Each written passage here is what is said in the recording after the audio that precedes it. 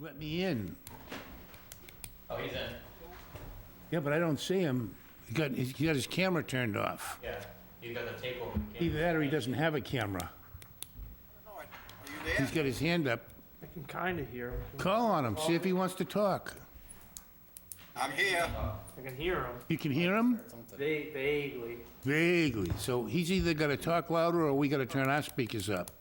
I think you gotta turn your speakers up. I can hardly hear you guys. Oh, you can hardly hear us. Well, that's, Rick, you're probably not hearing me through the system. It's because I speak so loudly, it's coming down the street, it reaches your house. You're only 3 That's miles probably away, it. right? I probably do. I thought I had my camera on, but I don't know what I'm doing here. It's I got a picture of a laptop computer that it says, this computer has a camera and Rick Simple doesn't know how to operate it. yeah, it's a brand new It's right computer. on the screen here. It's going off to everybody in the 14,000 viewers on Zoom right now. But on the bottom left-hand corner of your screen, there might be a little image of a camera, and if you click on that, it might do it. Yeah, and I just, Oh, my gosh. Something happened. Nope.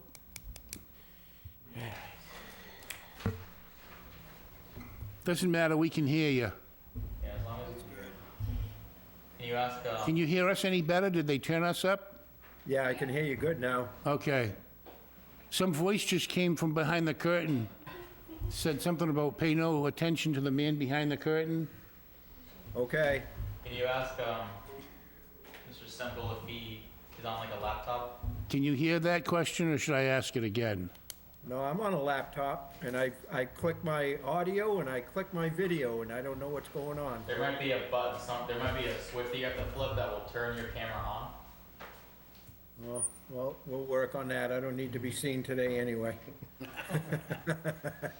So we were trying to evening, decide, you everybody. got home late. We was wondering if you were, if you were gonna clean up before you got on camera and put on your makeup, or if you were just gonna make believe you couldn't get your camera working. Yeah, I'm making believe my camera's not working. Okay, I Good think we're evening, gonna call the meeting Good to order evening, a minute. everybody. How are you? We're letting the chair get himself organized. We're online. Ah, okay, all right, thank you. Thanks all, excuse me. Thank you all for coming tonight for the Wareham Zoning Board of Appeal. Tonight's meeting, Wednesday, May 28, 2025. It is 6:35 PM, and we are at room 520 at the Multi-Service Center, 48 Marion Road, Wareham, Mass. 02571. We also have optional Zoom, apparently, whoever wants to be on Zoom. I'm gonna call the meeting to order and make a roll call. Of course, we have Mr. Richard Semple on Zoom. To my left, Mr. Christopher Conte. To my far right, Mr. Troy Larson, Ms. Veronica Debonese, our clerk, Mr. Jim Akabachi, myself, the chair, Nazi Akulasi. Also present, our town planner, Mr. Josh Flaherty. And on Zoom, Sonia is on Zoom. She's over across the parking lot on Zoom. Assistant Town Planner, Sonia Raposo. Sonia, Zoom. Okay, very well. That being said, we're gonna start with the minutes of 5/14/2025. Yeah, the minutes were emailed prior to the meeting. I've had a chance, I know Mr. Larson's had a chance to review them. I'm looking over at Mr. Conti, who's usually pretty good about it. Have you been able to see them? Did you get a chance? I did review them. There was, I couldn't find anything on a quick read. I could, okay, so make a motion to Time approve out. as presented. Can, Okay, we time have a out. motion by Jim to approve as presented. Any discussion? Rich wants to say Hello, something. can anybody hear me Richard, now? go ahead. So I went through it. There's one mistake where in 3-25, call me Mr. Simple. Mr. Simple instead of Simple? Yeah, I don't know, do they watch it? That's Do a they simple thing to correct. listen? Yeah, well, that's like somebody We'll- calling We'll somebody a we'll jackass. hand correct. in the What back. page is that? I'm gonna do it right now, Rick. So it's on 1325. 1325, 1414. I wonder if they're in order. They're numbered 1, 2, and 3, but I know what you're talking about. That's the... 1225, 1325, okay, yep, okay. Is it down in the motion thing? Oh, yeah, simple. I see it, hang on. Anything else, Rich? Yeah, and then 1425, I thought Troy seconded to treat it as a special permit. You saw, We treated it as a special permit, and I thought Troy seconded it. I think Veronica made the motion. it says, is not, Tim, Mrs. Debonese made the motion, and here it says Conti, but you think it was Troy? I don't know, we can check. I know Chris takes notes. We can look at Troy, do you that. remember if you seconded? Do you remember?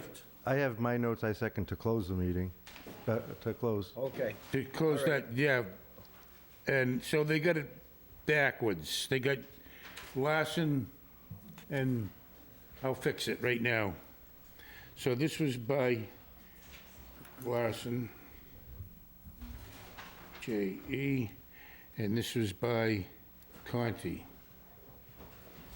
J.E. I hand-edited them and put my initials beside those two things. What else did you find, Mr. Semple? and then to accept the special permit, I believe Veronica made the motion and I seconded it. But we can check that. Somebody On else- 50, on which one? The same one, 1425?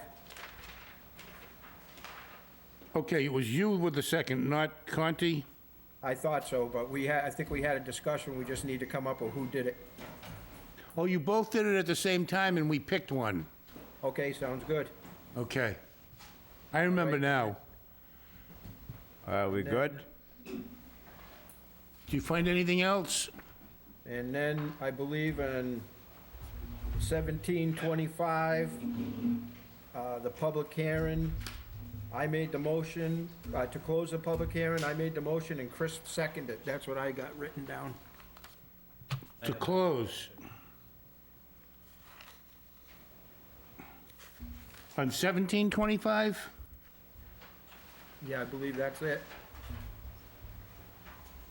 There was a motion to close the public hearing. I thought I made the Yeah, motion. it says you made the motion and you don't think it was Conti, you think it was who? And I think Chris, Mr. Conti seconded. Oh, that's what they've got here. Oh, I was just looking through, I was looking through quick because we got it so late, so. Yep, that's all right. That's what I found anyway. Anybody else wants to check it over, they can.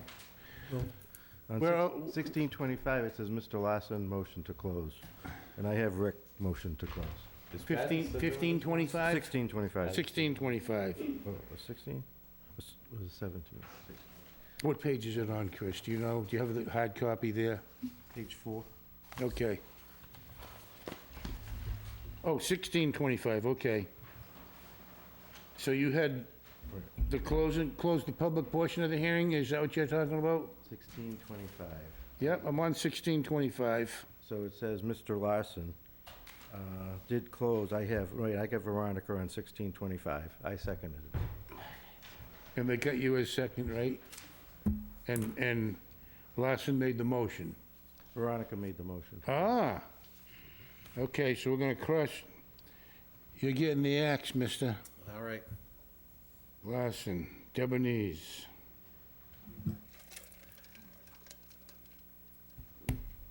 Okay, so we'll vote on it, I'll sign it. If they want to make the changes, Let me see the last page, Jimmy.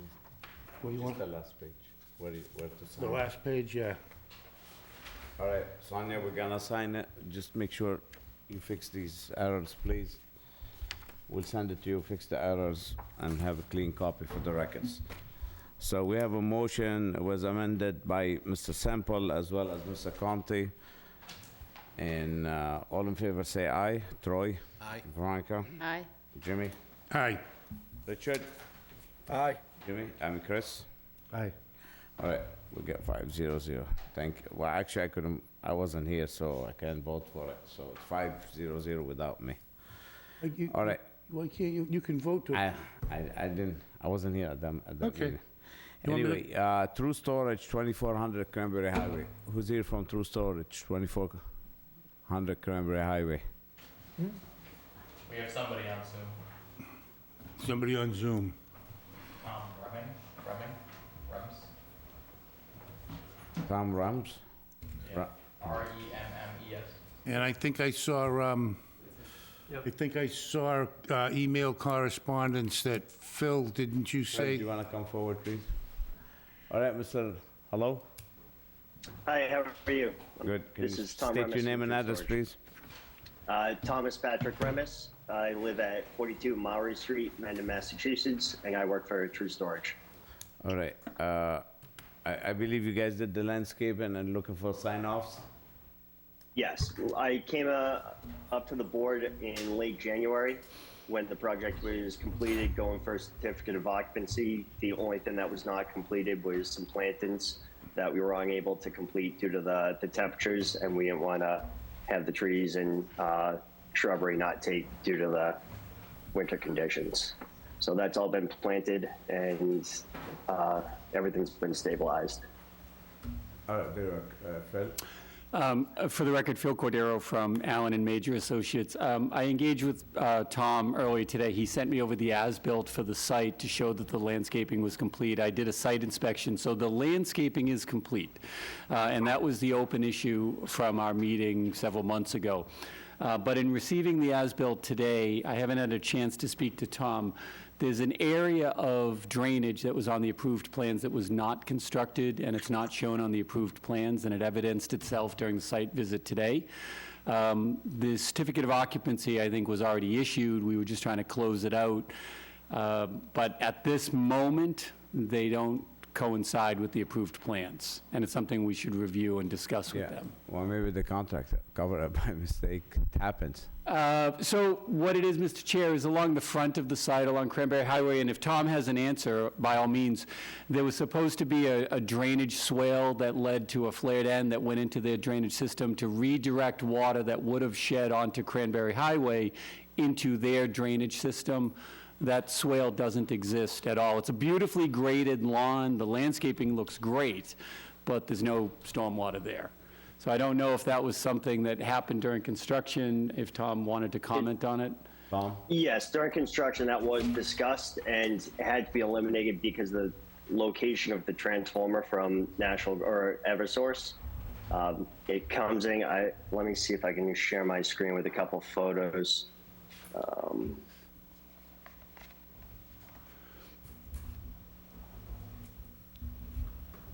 It won't let me share my screen. But in the front of the property, we have a pad-mounted transformer with the primaries and secondaries running underground, which would directly interfere. You try to Where it share would be again. going through. You should be all set.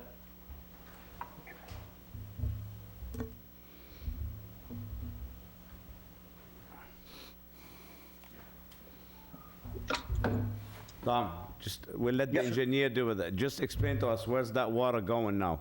Right. You calculated? So we added some extra soils in there to swale it back into the property.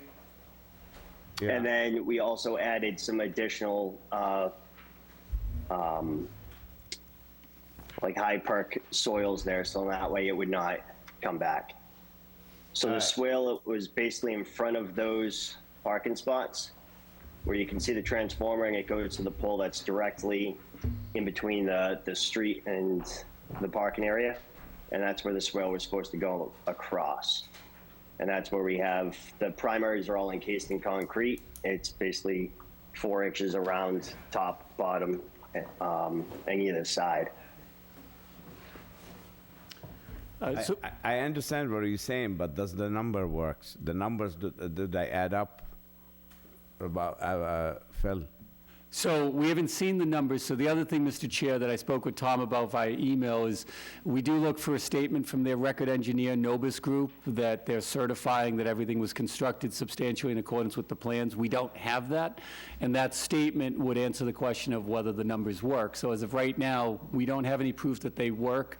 They don't look like they would work, because that water wants to run right out to And you're 28. gonna have to read the calculation and certify. You hear that, Tom? I do, yep. So I will get with the civil engineer from Novus and provide some documentation back to you guys. All right, you need to get on the agenda, ask Sonia if you have everything ready for next time. We need to When you continue. think, how much time you need?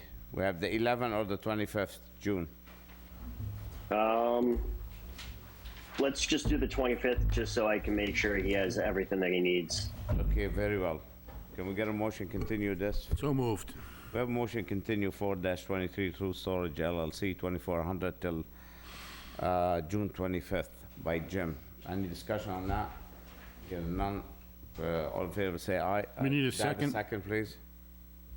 Second. Second by Troy. All in favor say aye. Troy? Aye. Veronica? Aye. Jimmy? Aye. Richard? Aye. Chris? Aye. And myself, Nazir, aye. Very well. We'll see you next time. Coordinate with Mr. Cordero and we go from there. Sounds good. Thank you very much. Thanks, Tom. 31-23 Warren, 176 Main Street, QOZB LLC.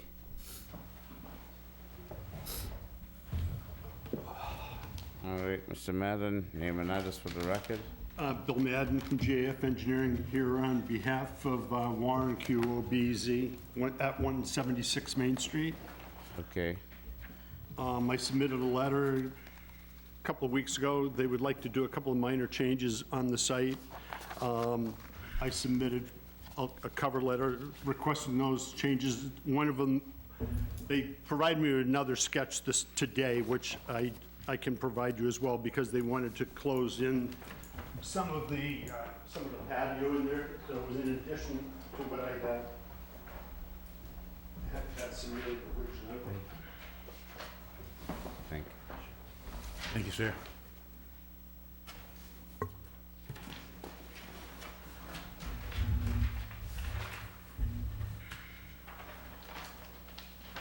Yeah.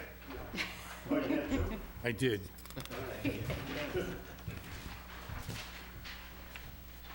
All right, so what was there and what are you proposing? Okay, there's, just along that, I guess the southerly property line, they'd like to install 170 feet of 6-foot tall vinyl privacy fence to separate the parking area and their outdoor seating from the adjacent uses. There's the, used to be the Chinese restaurant. It was a takeout place at one point in time, and hairdresser going way back in time. So they're just looking to isolate and secure their site from that building. And in addition, they came to me today to ask if they could also put a 8-foot privacy fence around the outdoor patio. So when I submitted the letter last week, I wasn't able to include that since I didn't really know that was going to take place. But that's what they're looking to do according to condition number 7 of the decision. You know, we're to come before the zoning board to inquire to see whether or not the proposed changes are significant enough to warrant a public hearing on this. We don't seem to think it rises to that level, but obviously we'll defer to the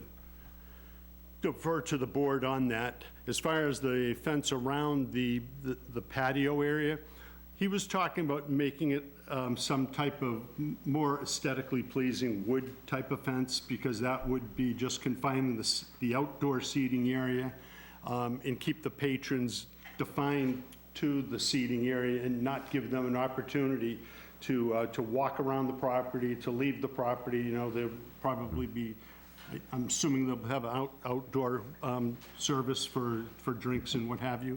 So they're just looking to control the patrons, so to speak, that come to the site. And why the patio, the outside seating's been approved, right? Before, you just want to put a fence around it? Yes, it was approved, the patio was approved as part of the site plan review. 8-foot fence, why so high? And any reason?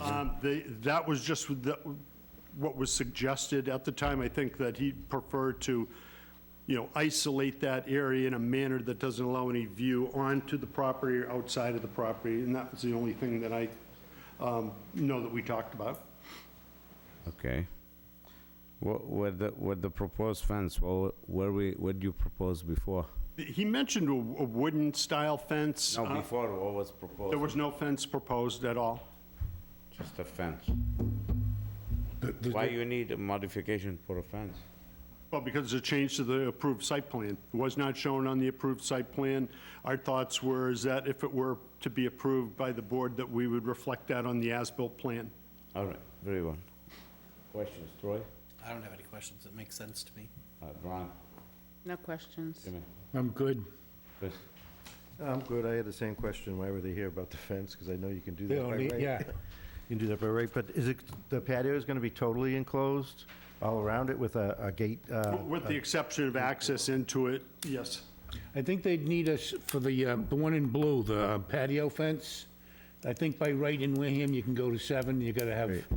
to get to the 8, they need us to say, okay. Well, I thought that was the building inspector. Correct, Richard. That's the problem. He might send you back for a variance. I don't know. We'll see. You wanna give him the variance? No, and- He didn't apply for it. You're not Well, I gonna- think that if we were put in the position of needing to come for a variance, that we would reduce the height of the fence by 7 feet, to 7 feet as opposed to 8. Right, I think 7 is allowed.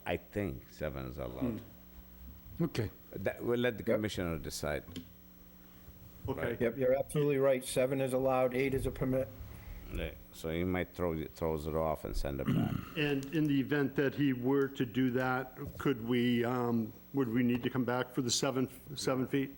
And I don't think 7 you need to. Okay.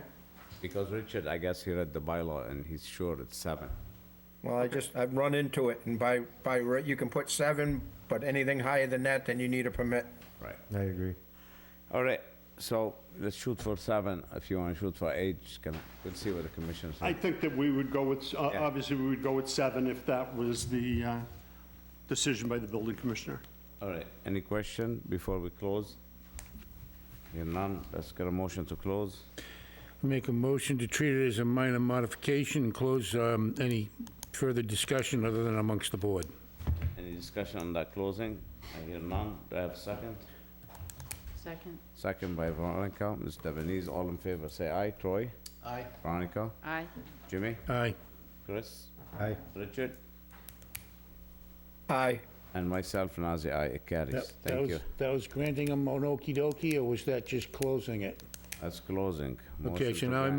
I make a motion to grant as requested. Do I have a second on that?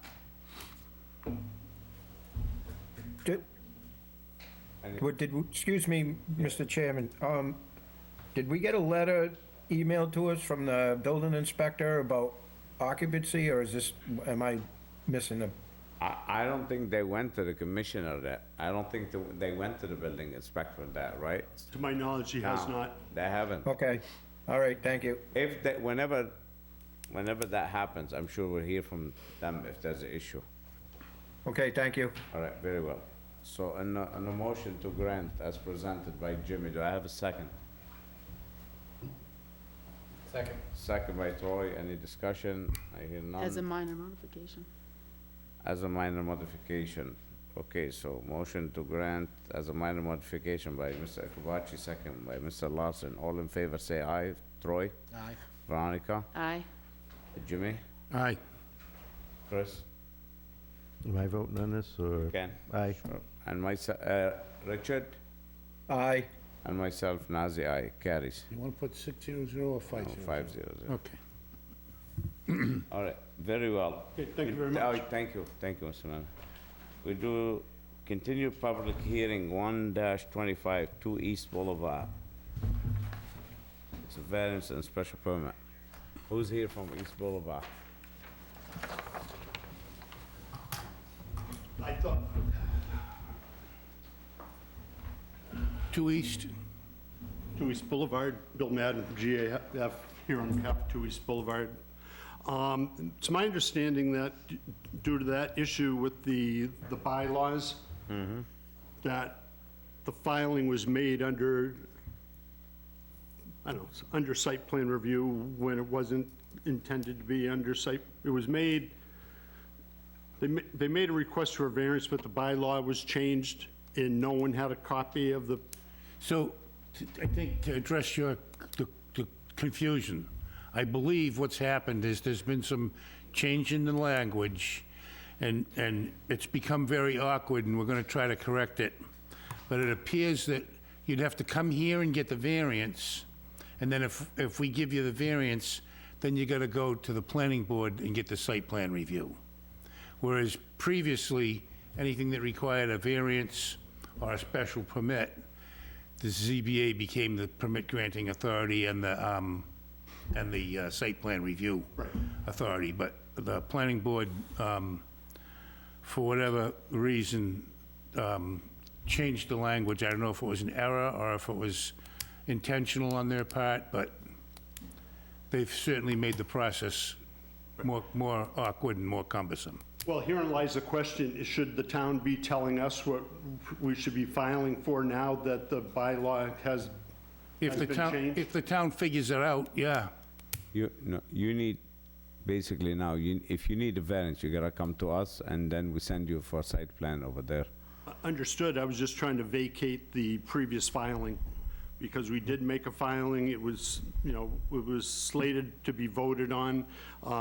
There was a change in that zoning that was unbeknownst to anybody, so do we need to get anything from the ZBA as to whether or not the... I think you need bunch of variances. You need a lot of variances there. Well, there's several that could be... Well, how many, what's several? More than two? At least more than two. Yeah. I But think more. predominantly, they're landscaping, but I mean, it really, there's a number of other questions that I think, It's not only the landscape and how you access those parking spots. well, It's it's wide not, open all the way around. well, it's no different than if you'd like me to recite all the parking that's like that in Onset, I'm happy to do so, but Yeah, but burdening the board let's isn't I fair. understand, let's stick with this permit. The answer is not before us now, just that particular project. I do understand that's how answer is, but that's not what's before us. So I got a question. Go ahead. While you're thinking. So did you put in an application and then got redirected, or has anything been filed with planning? Nothing's been filed with planning, everything was filed under Everything the was- old way with the zoning board, meaning that we would be looking for a variance and site plan review from the Okay. zoning board. And when it was, when it was filed after the Attorney General approved the changes to the bylaw or before? I'm not certain Yeah, on the after. dates, but that's my understanding. After? Yes. After, so, okay. That's, I was just trying to, So So, do they need to withdraw and then reapply and no, they can re-advertise? keep doing, okay, you can keep going, but you gotta prove your variance. I mean, show your hardships, your, Oh, I understand, Statute. but with respect to what Chris was asking, I was almost of the opinion that we would need to withdraw that, but the time frame for the ZBA to, well, we have a site plan review in front of the ZBA, which is not applicable, and we have a variance application that is applicable. So in order to put the ball in the proper court, I thought that we might need to withdraw those, although the decision periods has, just continue with the variance. We're just gonna get extensions from you for decision, deadline decision. We get extension for the hearing, and there's no need to reapply. fine, then we'll follow that route. That's- and maybe in our decision, we can just clarify that they've been referred to the planning board for site plan review. Just to, I know what your concern is. Your concern is it was advertised for site plan review. So you want to make sure the Ts are crossed and the Is are dotted and somebody can't challenge the process. Correct. I get you. So you Are you understand? gonna argue the case tonight? No, You're not gonna, so you wanna continue it? yes. All right, anyone here for this matter, for East Boulevard? Anyone here for East Boulevard? All right, I hear no one. Mr. Okay, what Chair, do you wanna continue it for? I think Richard said something. through the chair. I'm just curious, I'm looking at the deadlines. 2 East Boulevard has 5/13/25. I'm just curious what's going on with that. Well, he's gonna give us an extension, Okay, you know? For the deadlines, you're gonna give us one. Yes. So why don't you give us one until July 9? Okay. Make sense? Yes. Okay, so you will email Sonia with an extension request, and I guess Josh taking notes right now, that you will grant us an extension for deadline, for decision deadline? Yes, July 9 is good, right? it is. When you wanna come back, argue the variances? Because you already have the list, I do, yeah. yeah. When you wanna come back? Do you want to do it on July 9th? Want to do it before? Not too far for you? June, want to come back? I'll do the what was it, 25th of June, last meeting in June? Yes, yeah. Okay, Should be ready then, right? yes. June 25. So we need a motion. We need a motion to continue 1-25 to East Boulevard till June 25th. So moved. Moved by Jimmy. Any discussion? Here none. Do I have a second? Second. Second by Mr. Venese. All in favor to continue till June 25th, say aye. Troy? Aye. Veronica? Aye. Jimmy? Aye. Chris? Aye. Richard? Aye. And myself, Nazir, aye. So that continued until June 25th. Where are we I have a question. here? Yeah. I don't see any dates on the deadlines. Decision deadlines are blank. Oh, it's ripped here unless somebody has the other piece. Oh, yeah. Have it? No. You have our dates, you said now? I don't have it, it's cut off. I don't know where I go. It's cut off or it's not I don't see provided? it here, it's like missing right 2 here. East Boulevard, special permit, 5/13/2025. That's the only one. All the others are blank. I know, No, I'm just letting Jim know. yeah, I Yeah. know, I don't have it. Yeah, okay. So we need those dates in order to, Yeah, but, like I said, I've been away, I didn't keep up what's going on, so. Well, the mice Hopefully it have goes played. Kitty cat. Jim, All right, excuse me, but either way, through the chair? I'll take go, it. You know, very well. Thank you. 4-25 I comprehensive. think Richard's still trying to talk. 200 Rosebrook Road. Oh, Richard, what's up? I'm sorry, but I believe it's maybe, Jim, it's in the front folders, a checklist. In the front of the folder? Yeah, probably is. As far as those deadlines, it probably is in each folder on the checklist, you're correct. Okay, thank you. All right, what folder? very well. 200 Rosebrook Way. Let us know. Again. Okay.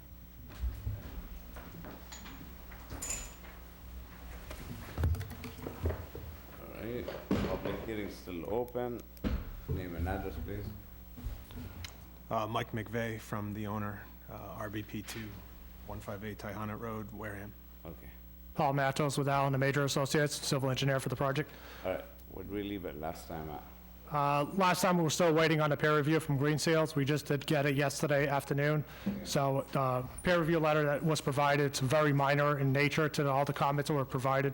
We're asking for a continuance to the June 11th, so it gives us some time to adequately address the comments, provide a response letter, revise the plans accordingly, and get it back to them hopefully by June 2nd, so that way it gives them time to provide a final response, final sign-off letter before the hearing on June 11th.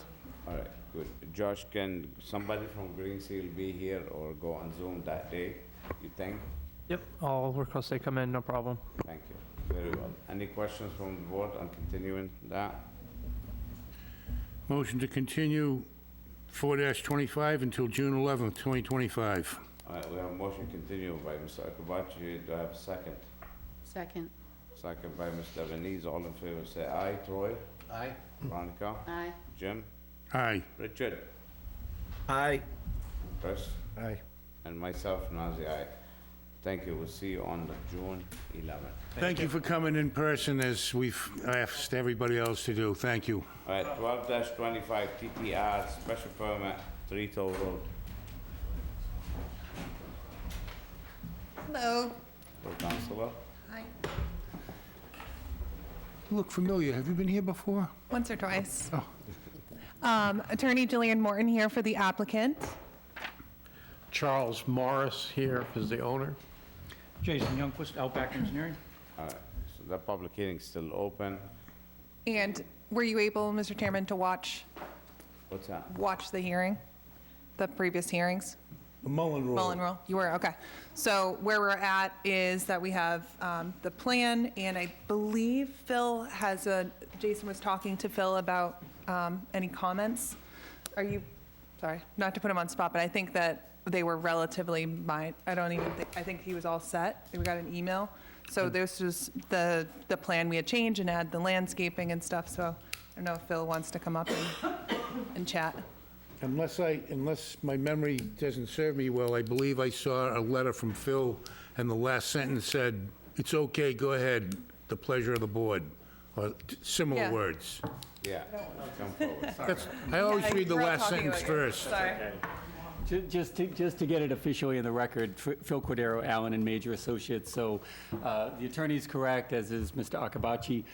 We issued our letter late today. We didn't realize this application was continuing. It was held for a while, so it sort of fell off our radar. So for that, I apologize. But we did review it. They had addressed all of the comments. In our opinion, the application is technically sound, that should the board wish to act tonight, we wouldn't pose any issues. I did speak to the applicant's engineer earlier today.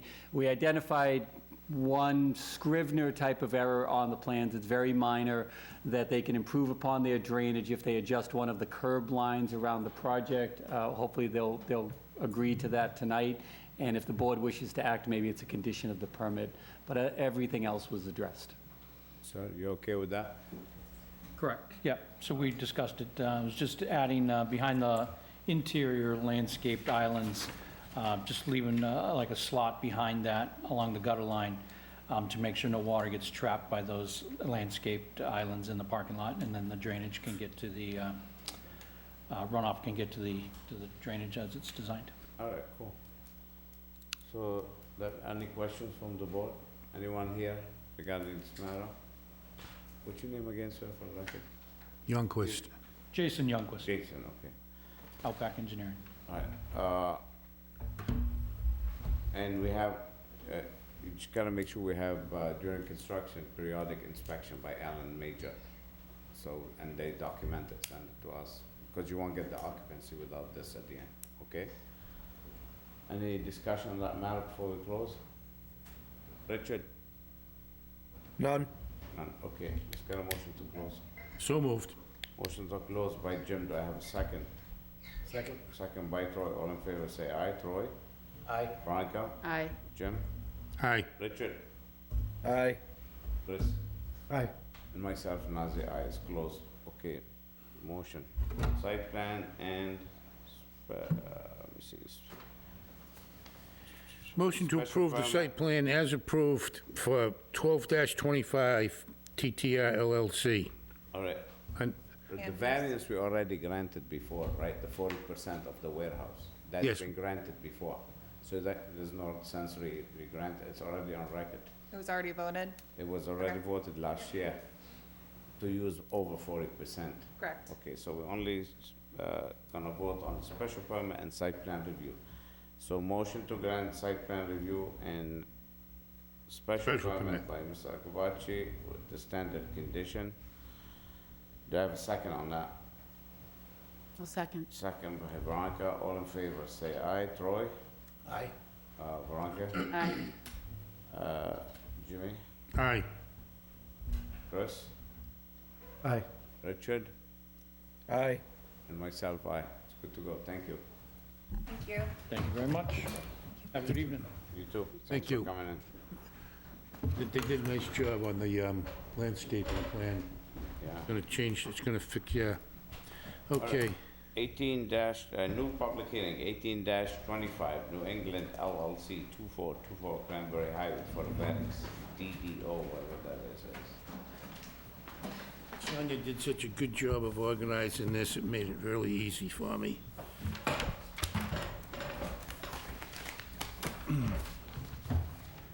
So. You. Here's one for Chris. One for Veronica. One for Troy. Take one just in case I want it.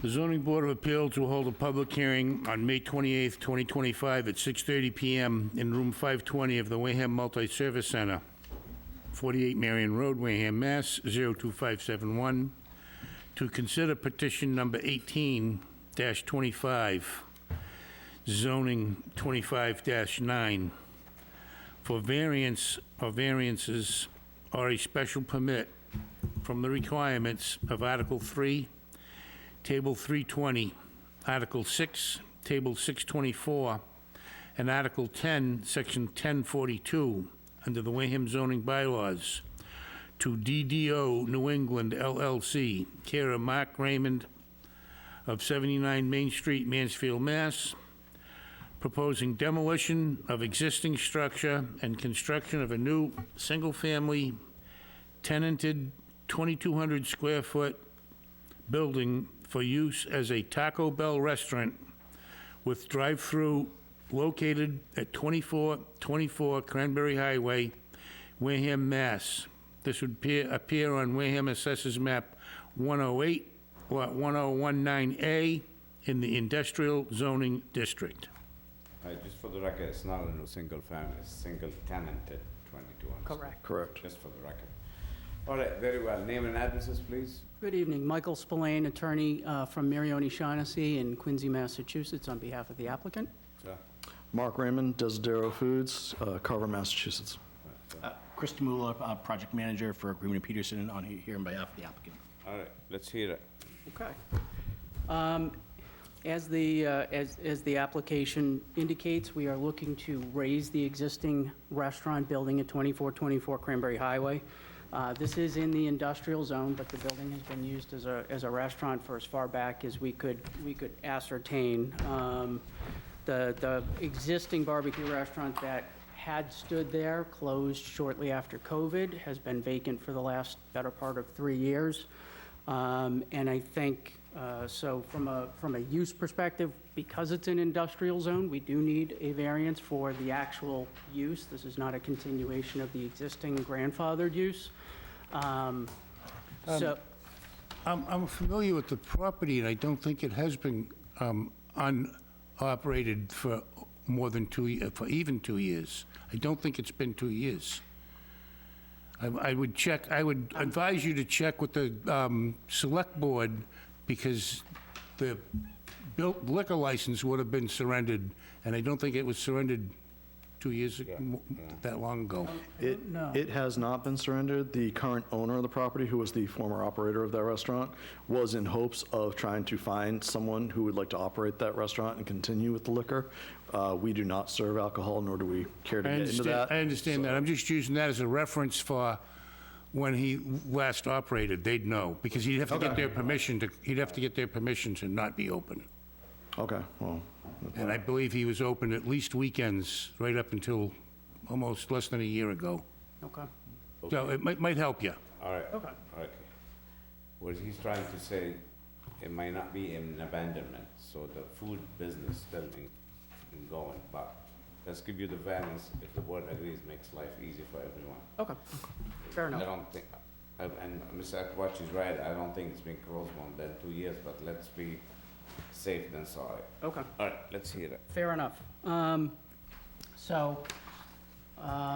There's a rendering up here. Our application is asking not only for the use variance, but also for various setback variances from the setback requirements. Currently, the zoning bylaw requires a 50-foot setback along Route 28 and a side yard setback, and I'm talking about the I guess the left-hand side of the property. If you see where the yellow building is what's being proposed to be constructed. And the adjacent property to the left is currently occupied by a bank. Was it Crescent Credit? No. Rockland Trust. Rockland Trust, thank you.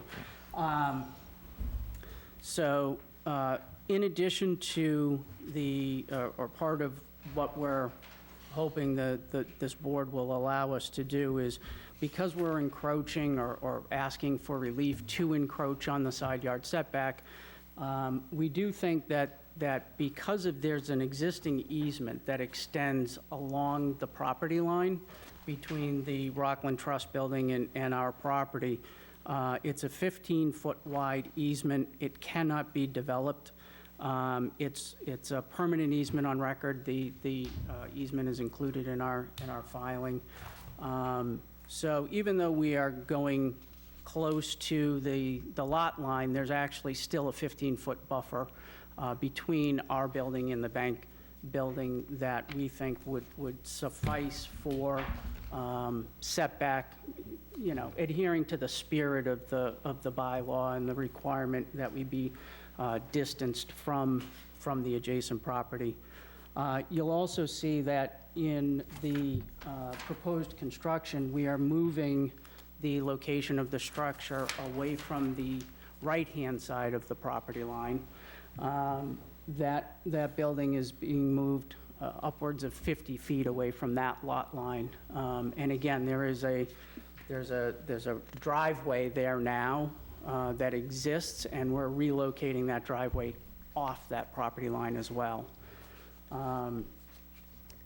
We're also asking for a variance from the required landscaping setback. And again, we think that the vegetation that we're planting, that back portion where the back lot is, currently is all paved. So there's going to be quite a bit less impervious land in this development, almost 5,000 square feet.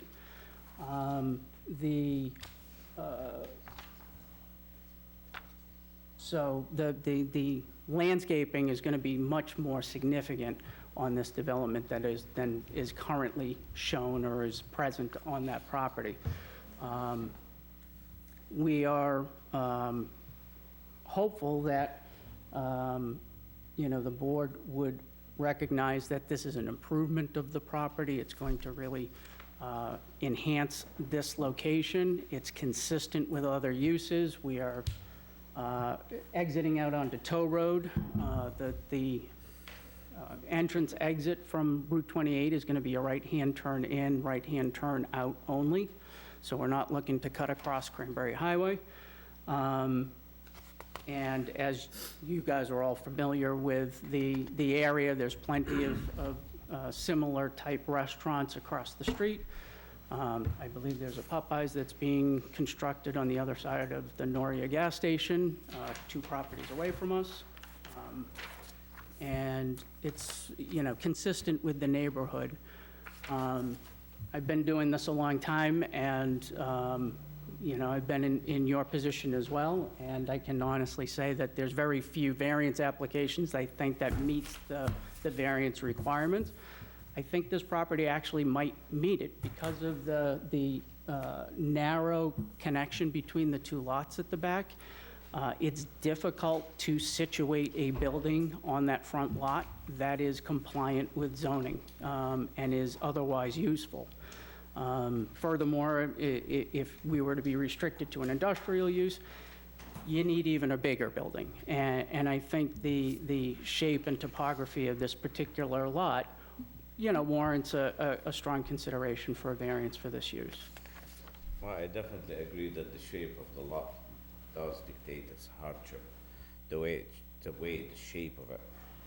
And I don't know why it's industrial, everybody's commercial around it.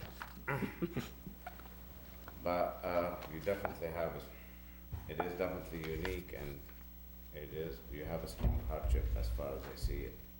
I don't have a problem with it. We'll start with the board. Troy? I don't have a problem. Veronica? What are the current setbacks for the building that's there? Does it meet all of the setbacks, or is it non-conforming? It's non-conforming. I don't know, Chris, do you have the actual numbers? I mean, the restaurant itself is much, much closer to Cranberry Highway. So here's our existing conditions plan. I'll try to talk as loud for the microphone. So along the left-hand side, you're about 26 feet to the side lot line, and from the front, you're about 27 feet. So the front is definitely well within that front setback. Okay. The only thing, and then where did you want the landscape variance? Where were you requesting to diminish what the requirement is? So essentially, the lot line is right here, and the driveway goes over the lot line, so essentially you're at 0 feet for the landscaping setback. We've pushed everything else as far away from the right-hand side to meet the side setback, but it's essentially that left-hand side that we're going over the property line, so therefore we're at 0. But the bank has pretty wide Correct. buffer. Yeah, there's an existing tree line where the bank is right now. We're not touching those trees. They'll remain intact even as part of the future development with grading, drainage, utilities, et cetera.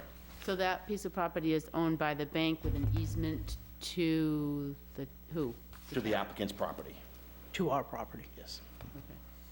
And it can be used for development purposes. The easement can be, but not by the bank. Where would you say the bank set back from the road? How far? The bank next door? Oh, they're back. They're set back, I think, for a little bit further.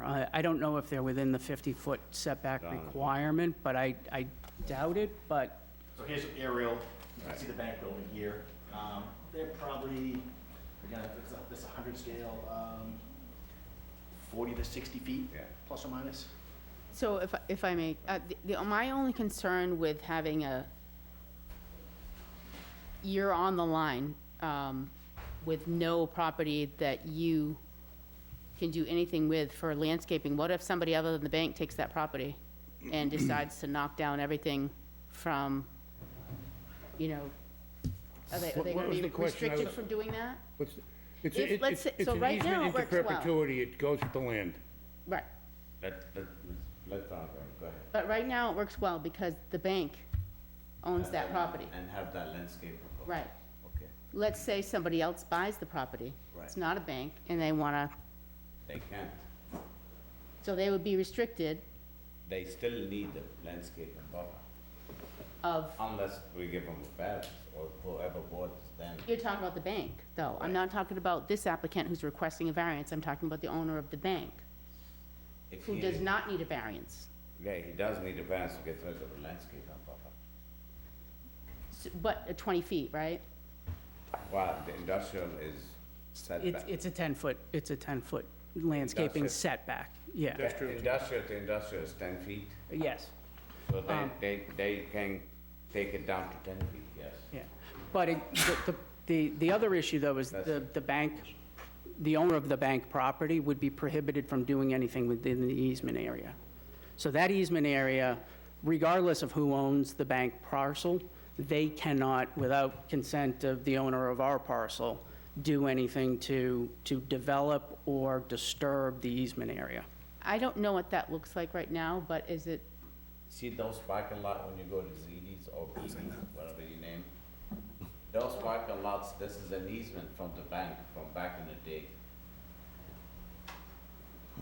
So Mr. Chairman, if I may, so using that 10-foot setback, the easement that's shown at this dash line here, that easement is about 12 feet plus or minus from the property line of the bank. So even if they want to redevelop that parcel, you're talking a couple of feet of room that they wouldn't be able to develop technically.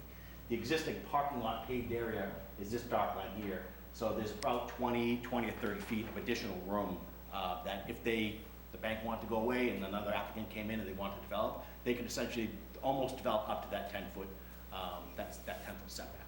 If I may, you said the existing pavement, it could be misunderstood. You're talking about the pavement of the existing restaurant, not the bank. Nope, this is the bank parking lot I think, pavement line. I And think- the existing pavement line on the existing development is essentially up to that easement line itself. Correct. We're actually pulling our proposed pavement slightly away from the existing edge of pavement that's there today. The existing pavement line is essentially where the edge of this easement is. Right. We're pulling it a few feet away from that. You understand? So when I you park understand. right now, that's in the easement, it's right to the property line. So what they propose to do, move it back like a couple of feet. And you got about 22 with the bank, so you're looking at about 24. Correct? All right. Sounds about right. Is that good, Veronica? You good? yes, thank you. All right. Jimmy, you have a question? I'm trying to be careful. First of all, for the record, I passed my vote on this matter to Mr. Conti, and let the public acknowledge that I represented the landlord in this agreement, so it would be a conflict of interest for me to vote. I don't recuse myself from comment. Okay. Do you have a comment? Pardon You me? don't have a comment, right? No, I'm trying to, I have lots of comments, but I'm trying to be Probably good. best- Probably best not to. Yeah, All right. lots of comments. I'm all set. Richard? All set? All right, let's go to, ask the public a few questions. Everybody, anyone in the public for this matter? And neighbors, anybody around? Yes, ma'am, wanna come forward? Have a seat, please. You could stay, sir, you could sit right there. You gotta sit, state your name first, ma'am. Yeah, no, I was trying to position this, see exactly where it is. Annie Hayes, Farmers Lane. And this is more an inquiry. You folks said that it fit in with the establishments that were in that neighborhood? Is that sort of what you said? Yes. And so I think that there are quite a few, is this the category fast food? Yes. Yes, driving in, driving out. And I'm wondering where there is the space, or if there is the space, for the conversation about whether a community wants another fast food, or if there's any choice in the matter as to what kinds of establishments are in a particular area. I mean, it's a private property, and they wish to do fast food. This is their wish, that's what they can do. I don't think you can prevent them from doing it. Well, I'm curious. I don't eat fast food myself, I'm against it, but you can't prevent them from building what they want. Well, I'm curious about it, because some communities seem to deliberate about what it is that the town needs. And, let me just finish, okay? Okay, good. I wasn't gonna answer, I wasn't gonna stop you. Okay, good. Just breathe in. And what makes a community most viable, correct? And so if there's no place for that conversation, and anybody with private property can do whatever they want, and this is not to take personally, I'm sure, then how does a community make decisions about what its economy is best served by? Can I answer the question, if I may? Just be careful how you answer. We have zoning bylaws in the town of Wareham, and the zoning bylaws say what can be done in what zone. Right now, they're looking at a chart that says what can be done in that zone. And one of the things that can be done in that zone is not a restaurant, but because a restaurant has been operated there historically, they're grandfathered for the use. To cross the Ts and dot the Is, we may indeed be asked to grant a use variance. It's my opinion, and I'm not voting on this matter, it's my opinion that a use variance is unnecessary because within less than 2 years, it's had continuous ongoing use as a restaurant. So as far as telling them, it's like going to the church and saying, you know what, we rezoned the area, you can't have a church here anymore. It's like they did in Onset, they said, well, the rules say that if you you can't put a bar room within 100 feet of a church, so the people bought the house across the street and called it a church and told the bar to go away. It doesn't work that way. It does not work that way. So you're arguing the use, and I believe if it was taken to a court of law and challenged, you'd find that the use is already permitted. That's to answer your question. But, let me add something. Yeah, I think there's more to I it. understand your idea. We have what you call a master plan, like a group who master plan the town. Exactly. This is the place to argue this matter. Should you do more fast food? Should you do restaurant? Should you do a bar? Should you do a mall? This isn't the place to argue these things. It just, and again, to talk about it more, for instance, like going to a judge and judge you for a crime, and this is the law for that crime. If you wanna change it, you gotta go to Congress or state and change the law. So that's basically pretty much the same, we just follow the rules. You can change it, you can bring your, like an article, put it on the warrant, and say, okay, we have something like this with gas stations. We can't have a new gas stations in Right, town. liquor or It's on the bars. warrant, so you could do the same thing, say, you know what? We could add, get some signatures, put it on the warrant, say, I don't think it's a good idea to have fast food in this area. Okay. But that's something we cannot do, unfortunately. Well, and responding to the master plan, I have been in so many meetings where the master plan is either considered 52 contradictions, or it's on the shelf getting dust, and it really is the voice of the people. But as far as adhering to the master plan, I haven't seen that happening. You're very right, it's collecting dust, because unfortunately, we don't have enough volunteers to follow up. We all volunteers here, it takes a lot of our times, I'm a and we volunteer. don't just show up right here. We all always running to town hall. At least, Jim and I know, at least we spend 2 hours every day at the town hall.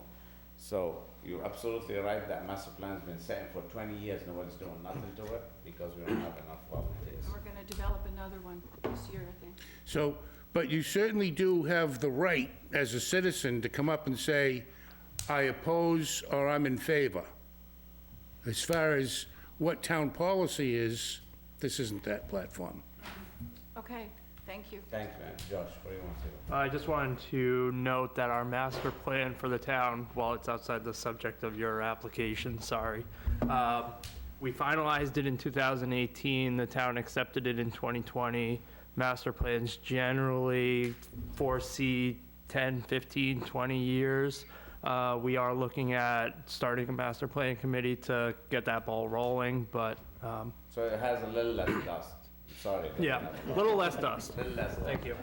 It's been dusted, it was dusted only 20 years ago. 5 years ago. 2018, a lot more than 5. It was accepted in 2020. 25 years. No big deal. Yeah, yeah. Anyone else? Yes, sir.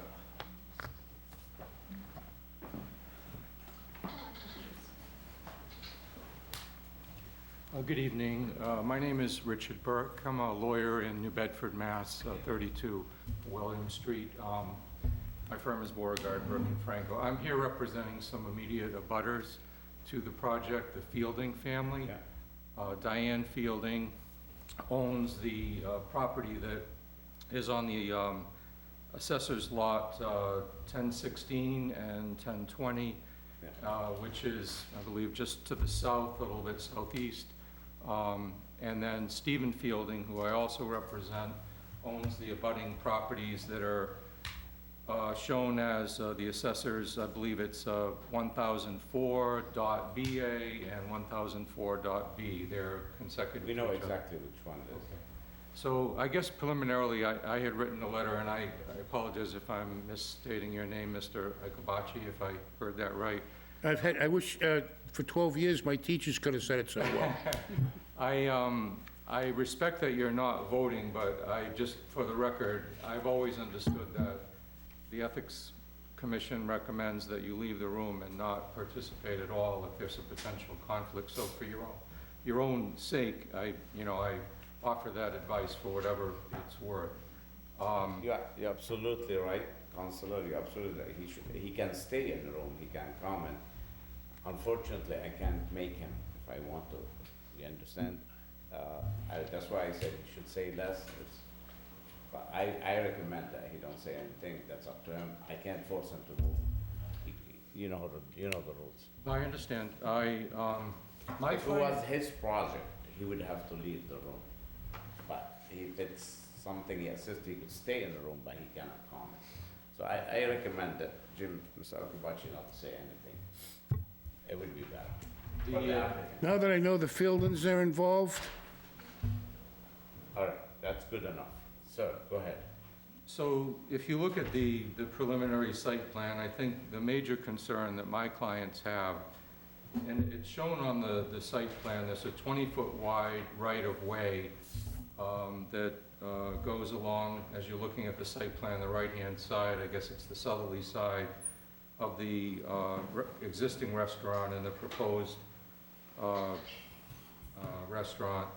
And you see what's proposed, which appears to be in the layout of Cranberry Highway. I guess it's described as a bituminous concrete sidewalk, but that is going to block not only one, but two entrances, curb cuts, that the Fielding family has had, and that these curb cuts date back to the 1930s. My understanding is that the state hasn't approved this bituminous concrete in the right-of-way. Obviously, the concern is that this right-of-way, it's been there for over 100 years. It shows on plans as Old Woods Road or Old Wood Road, and it's really the only access to those properties in the back. So we're very concerned if that right-of-way is blocked in any way or the curb cuts are affected in any way. The other concerns they have is drainage. We don't see any plan for drainage that's at least shown on this preliminary site plan. My understanding is drainage is already a problem there. Right. The other concern is light pollution. There's now going to be lighting there. There appears to be a speaker, so their family is concerned about noise. They've asked that, first of all, they don't think the project should be approved, as the council had commented, and I've been in court this week on trial with a variance case. For a variance, as the board knows, you have to prove there's something unique about the soil condition, shape, or topography of your lot, and it's extremely difficult to meet that criteria, especially when you already have a use for the property. In this case, there's been a long-standing restaurant. It may be closed now, but there's a building there, and it's been used in the past as a restaurant. So it's not as if without a variance you can't use this parcel for anything at all. But if the board is so inclined to grant the variance, my clients are requesting at least some shielding, arborvitaes or something along the corner of, as you can see, this proposed drive-through is really right up against the right-of-way. So some kind of shielding there, something to protect against the concern about the noise pollution. Don't have the speaker pointing away, take measures to ensure that that's somehow directed back toward the restaurant, not away from the restaurant.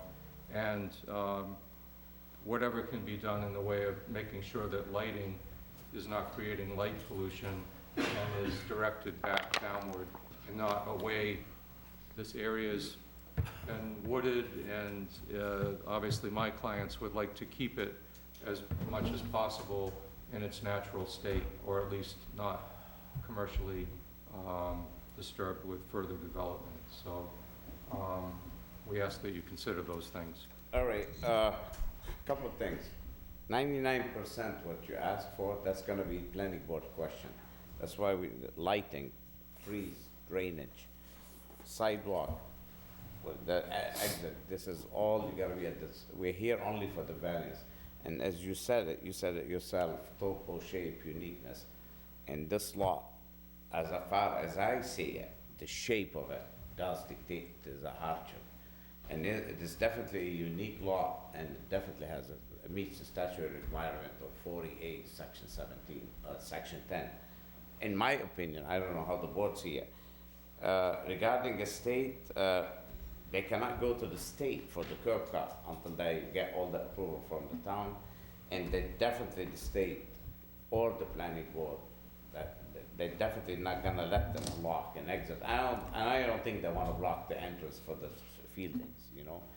And as far as trees, I'm sure the applicant will be willing to put trees, but this is not the place to argue. The trees, the lighting, the noise, it's the planning board place to argue these matters.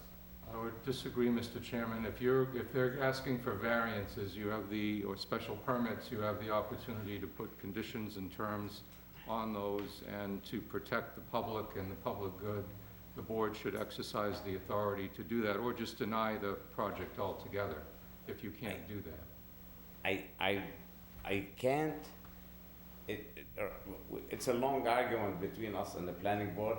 And we strongly believe, the way it used to be in town 2 years ago or a year ago, that would be our jurisdiction. Right now, it's not. You could go to the planning board and we say 5 trees, they tell you 10 or 1.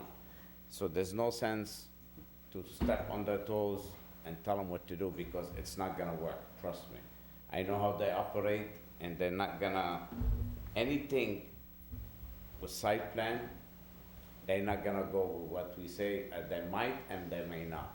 So there's no sense going through it and argue it and tell the guy, do this, do that, then they go there and they're gonna say, no, we don't want this, we don't want that.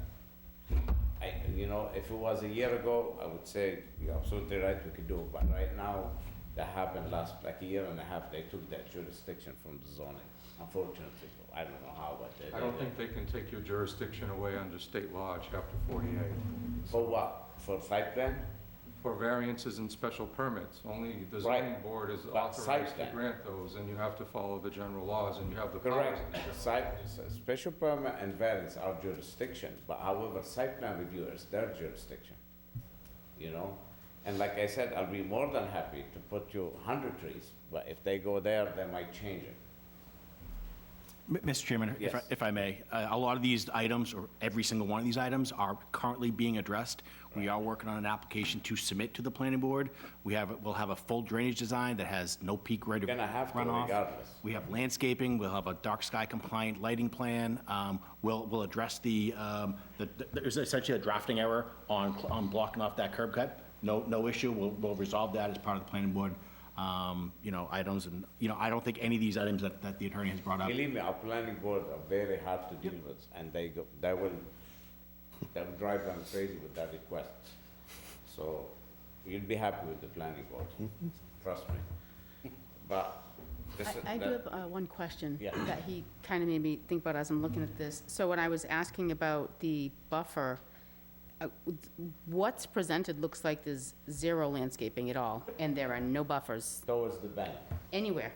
I don't see landscaping anywhere, and I don't see room for it. Yep, so Mr. Chairman, if I may, as part of the application, we submitted the variance application for the use and the setbacks. As Right. part of the planning board application, we have a full landscaping plan.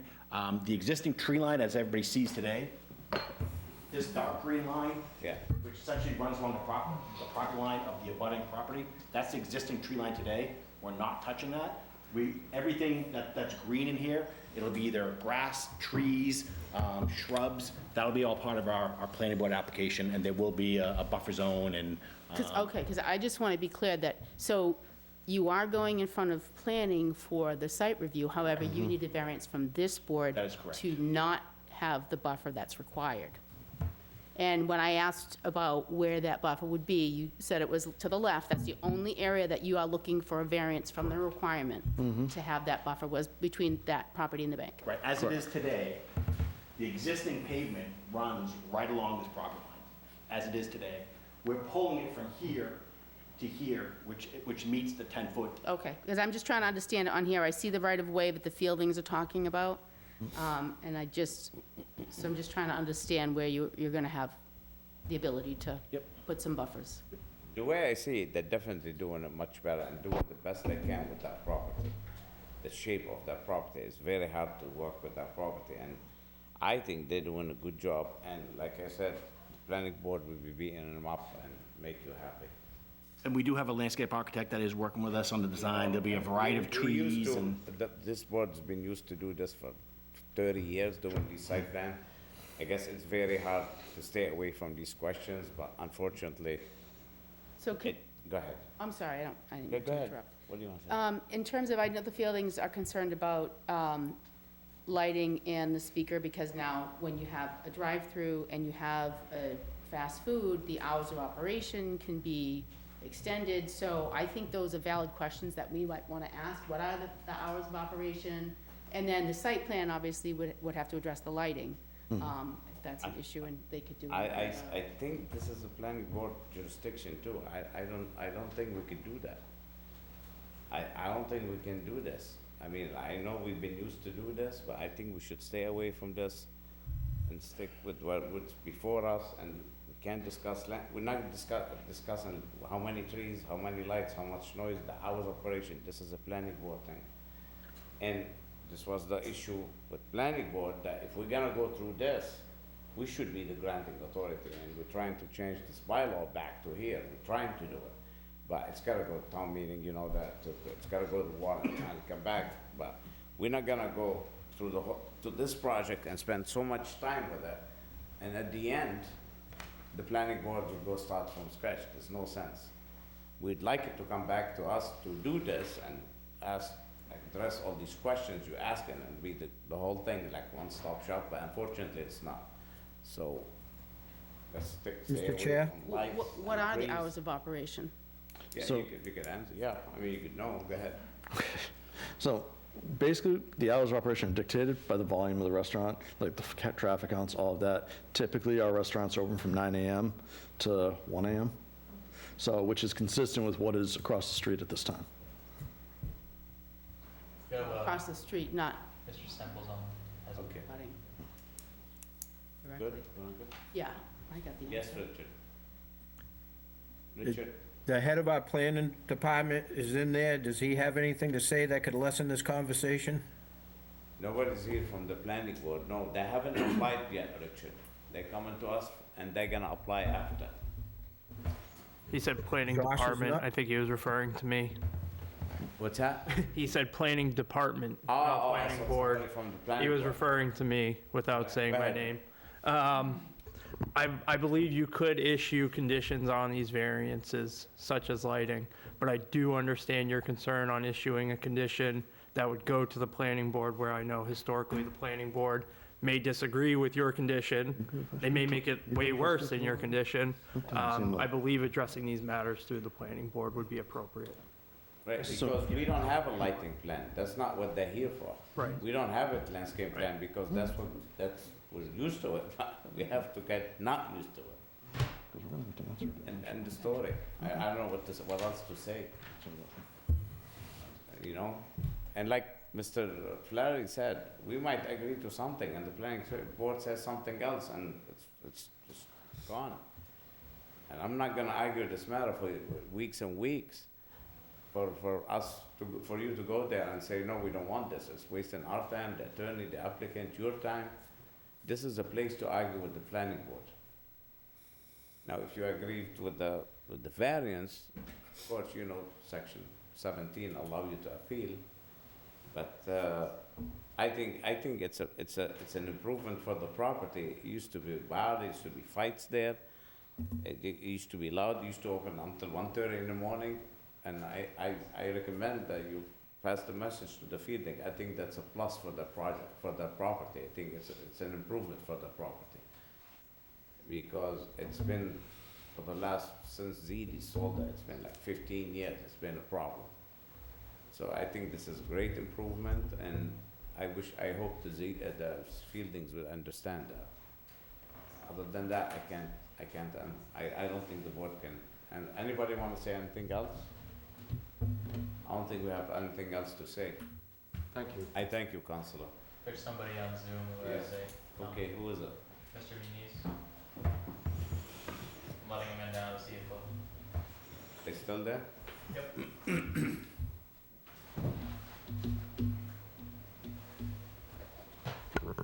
All right, whoever's in Zoom wanna come up, please, come on, whatever. All right, anyone in the room wanna speak on this matter?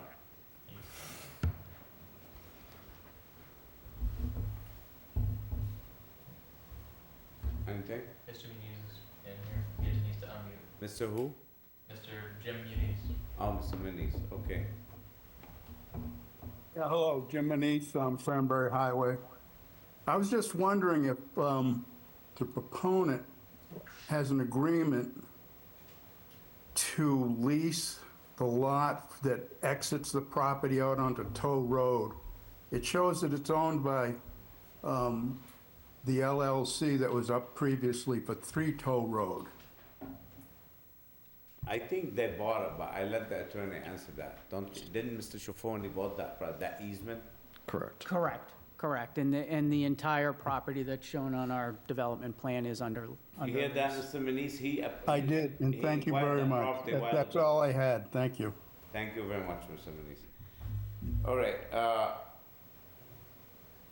Anyone else before we close? Counselor, want to make a closing statement? Anything? No, I think we've covered everything. I don't want to beat a dead horse.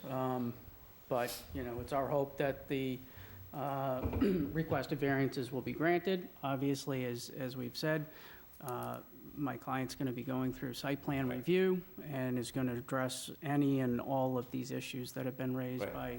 Again, I by want to everybody. ensure the fieldings that their entrance will not be blocked. It will not. It will not be blocked. The planning board will go through it, the state will go through it. It will not be blocked. They're gonna have a nice green buffer instead of pavement. I know this property very well, and I lived here for 40 years. I know it in and out. And I think this is a great improvement. There's going to be additional landscaping, you know, so. And unfortunately, like we said, the variance is because it's industrial. Everything's commercial around it, but it is what it is. That being said, can we get a motion to close? So moved. Okay, we have a motion to close by Veronica. Any discussion? I hear none. Do I have a second? Second. Second by Mr. Conti. All in favor, say aye. Troy? Aye. Veronica? Aye. Chris? Aye. Richard? Aye. And myself, Nazir, aye. We closed. Okay, on the variances requested, what's the wishes? Why don't we do the use variance first? On the use variance, I make a motion to approve. to grant the use variance? Yeah, it's for the restaurant, Okay, yeah. all right, we have a motion to grant the use variance for the restaurant, even though, for the records, I don't think it's been abandoned for a while, but So, just to make that clear, you want to issue a use variance for restaurant with a drive-through, which I That would believe be the a current variance. rescue restaurant does not have, which is a drive-through. So the use variance is restaurant with a drive-through. no, use variance for the restaurant, drive-through is a variance by itself. No, Drive-through is a variance. table 320 says restaurant with drive-through. Right, but you need a variance for the drive-through. A use variance is for the restaurant. Counselor, am I right? You're right on the use variance, but in fact, I think Mr. Flaherty's correct that in the table of uses, it's a combined use that we've applied for under that section of the table, which is a restaurant with drive-through. It's not I don't believe it's a separate application. Okay, fine by me. All right, so on the use variance with the drive-through, who's gonna make a motion on that? So, Veronica.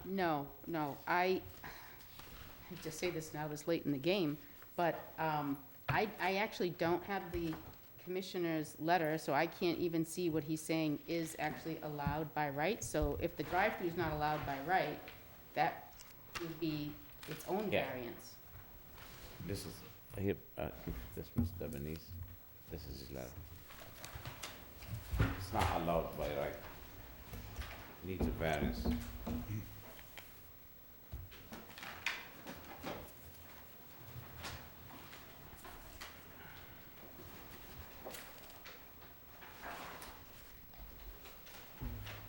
So, Mr. Chair, if you wanted to, All right, I'm listening. if you wanted to handle it this way, if you're acknowledging that the restaurant use is pre-existing and hasn't expired, then you could just issue a variance for the drive-through tonight. Correct, because industrial park, Right. drive-throughs with restaurants not allowed. Go ahead. Okay, so if it were industrial, which, I mean, it is, but the current use and the location kind of lends it more to the commercial.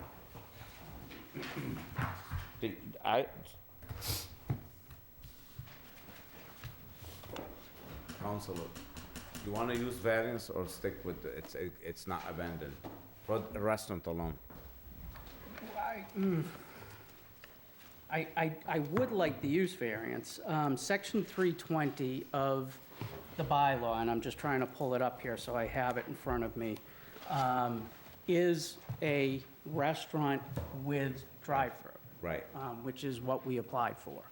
Right, but in the industrial park, if you go in the industrial, all the way to the right, to the board, on the thing, it says N, no. So you need a variance for it, but because the restaurant is not abandoned, you don't need a use variance. Should we It's one reopen less it? variance to argue if you Should- go to court. Should Yes, we ma'am. reopen the? public? No, it's fine with the Okay. attorney. All right, let's go with the use variance. Okay, we go back. That's what I'm making a motion for. Yes, go ahead. The, You're making a The app- motion to the- grant the use variance with the drive-through. that's two things, though. Right, so make a use variance with not the doing drive-through, both. then we make a variance for the drive-through, so there'd be two, Right, so okay? I'll make a motion for the use variance of a restaurant on this lot. Correct. Very well, Because of the topography, I agree, Right. it is a hardship. okay, very well. It does say in our chart there, it says, has a line for restaurant, and then below it, restaurant drive-through. So I would think it would be restaurant drive-through. But One you variance, all right, restaurant everybody, drive-through. you can make, let's see what her motion gets us to. Okay. Okay, she has a motion to grant the use variance for a restaurant. Do I have a second on that? Second. Second by Troy, all in favor. Troy? Aye. Veronica? Aye. Chris? Aye. Richard? Nay. Nay. Myself, aye. It carries. That's a use variance. On a drive-through. Okay, on a variance on a drive-through, what's the wishes? Can I have a motion on drive-through? So moved. Okay, we have a motion by Troy to grant the drive-through for the restaurant. Do I have a second on that? Second. Second by Chris. All in favor, say aye. Troy? Aye. Veronica? Abstain. Chris? Aye. Richard? Abstain. And myself, aye. Can carry. Unfortunately. Respectfully, I'm not sure I understand the abstinence. This project doesn't work without a drive-through. Without a what? Without a drive-through, there's no I project. totally understand. I totally understand. The application was for a restaurant with a drive-through. I mean, there were no questions asked about the drive-through, there were no concerns raised about the drive-through. I totally understand. I don't know where it came from. We granted drive-through throughout the whole strip before, so I don't understand where this come from. All right, I'll make a motion myself to grant the use variance with the restaurant with the drive-through. So do I have a second on that? Second. Second by Troy. All in favor of my motion, say aye. Troy? Aye. Veronica? Aye. Chris? Aye. Richard? Abstain. And myself, aye. You get this one. So I guess this way it works. Thank you. Okay, setback variances as presented. Can I get a motion on that?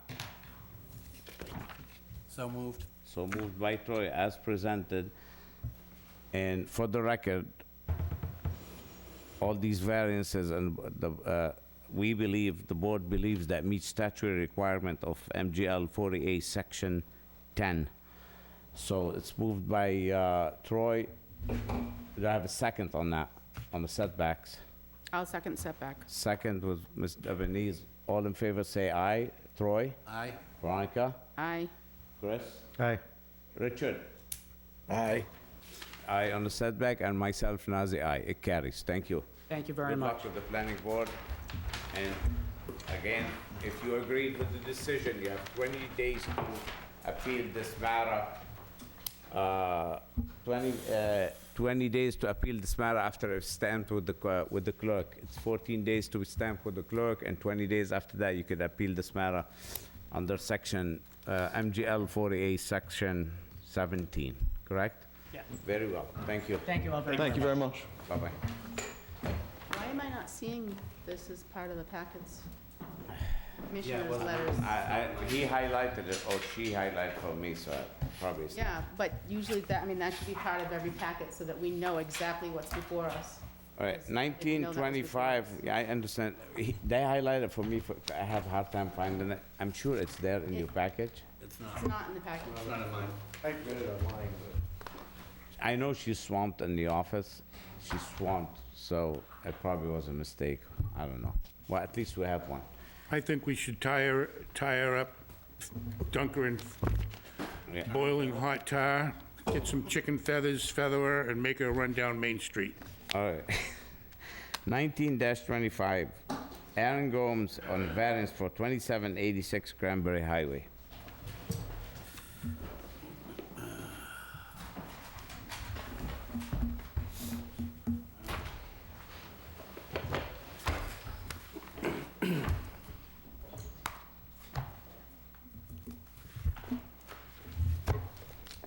Yo. Anybody else with anything from that folder?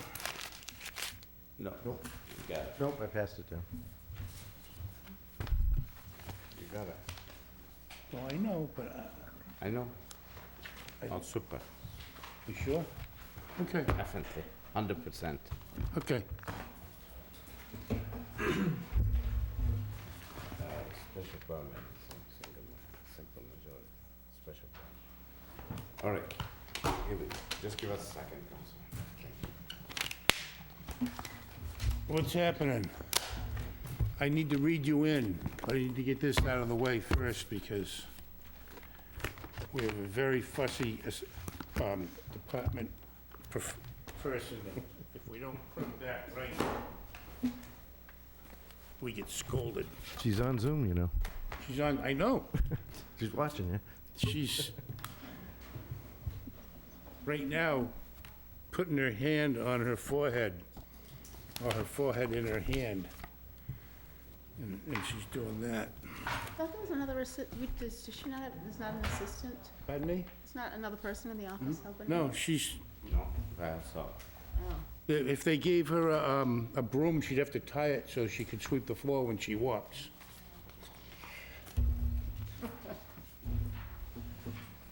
The Zoning Board of Appeals will hold a public hearing on May 28th, 2025 at 6:30 PM in room 520 of the Wareham Multi-Service Center, 48 Marion Road, Wareham, Mass. 02571, to consider petition number 19-25, zone 25-21, for an appeal of a use variance from the requirements, for an appeal / use variance. I guess we'll figure out what's being appealed. From the requirements of Article 3 of the Wareham zoning bylaws to Aaron Gomes, 2783 Cranberry Highway, Wareham, Mass., seeking relief from the board for having constructed 2 garage buildings located at 2786 Cranberry Highway, Wareham, Mass.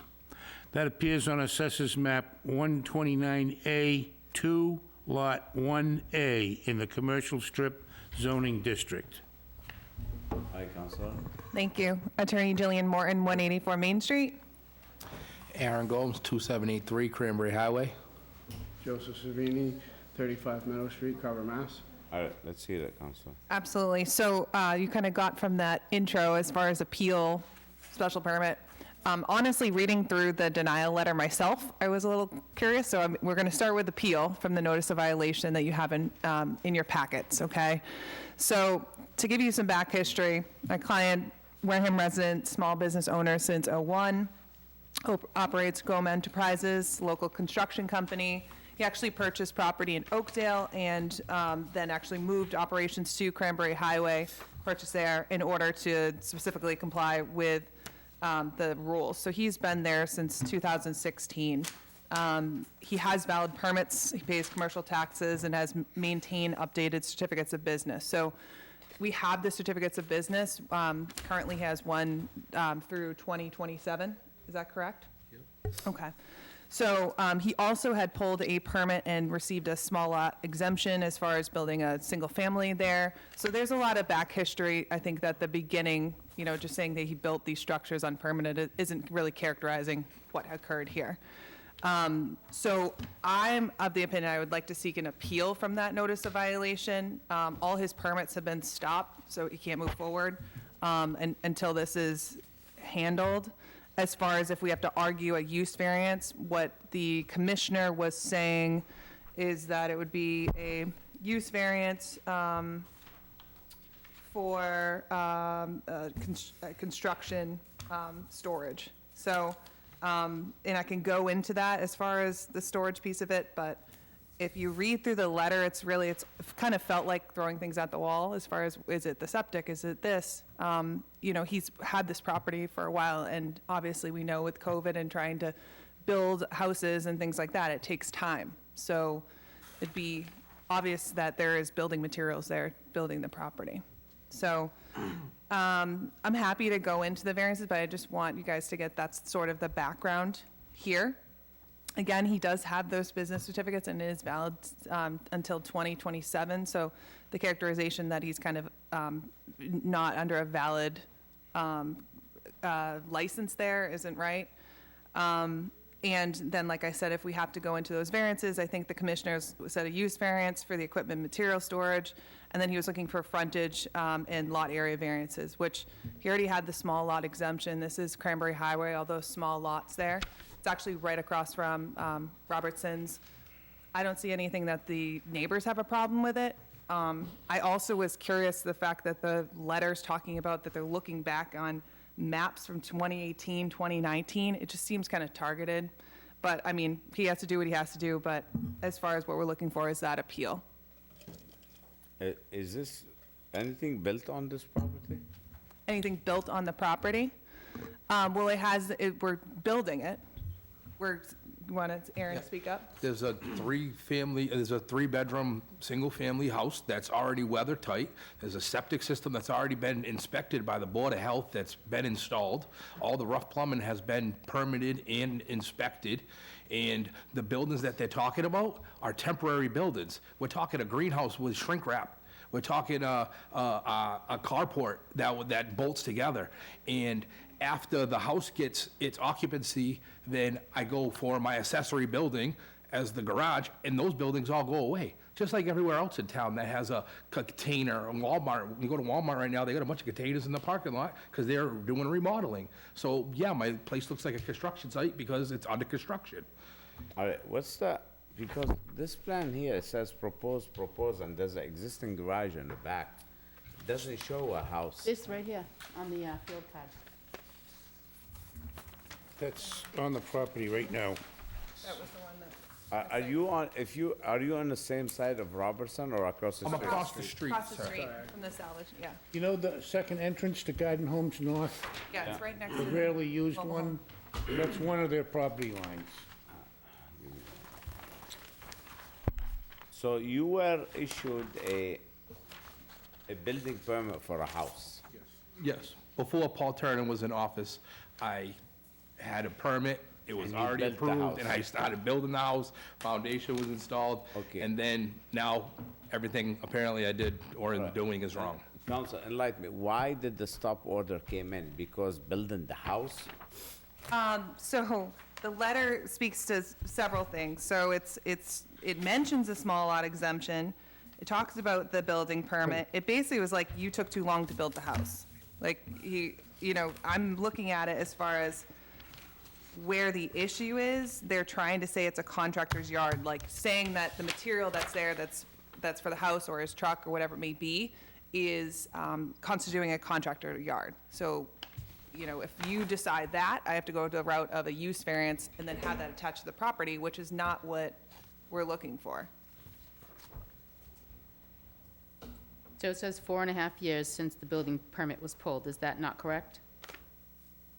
The initial building permit, well, then he had to go through the small lot exemption and it's 2020. So, he's a sole proprietor. So it probably took that, as far as when it was initially done, yeah, but it's weather tight, like he said. And he's like at the end and then gets this Why, notice because violation. he hasn't done within 6 months some work inside, they stopped him?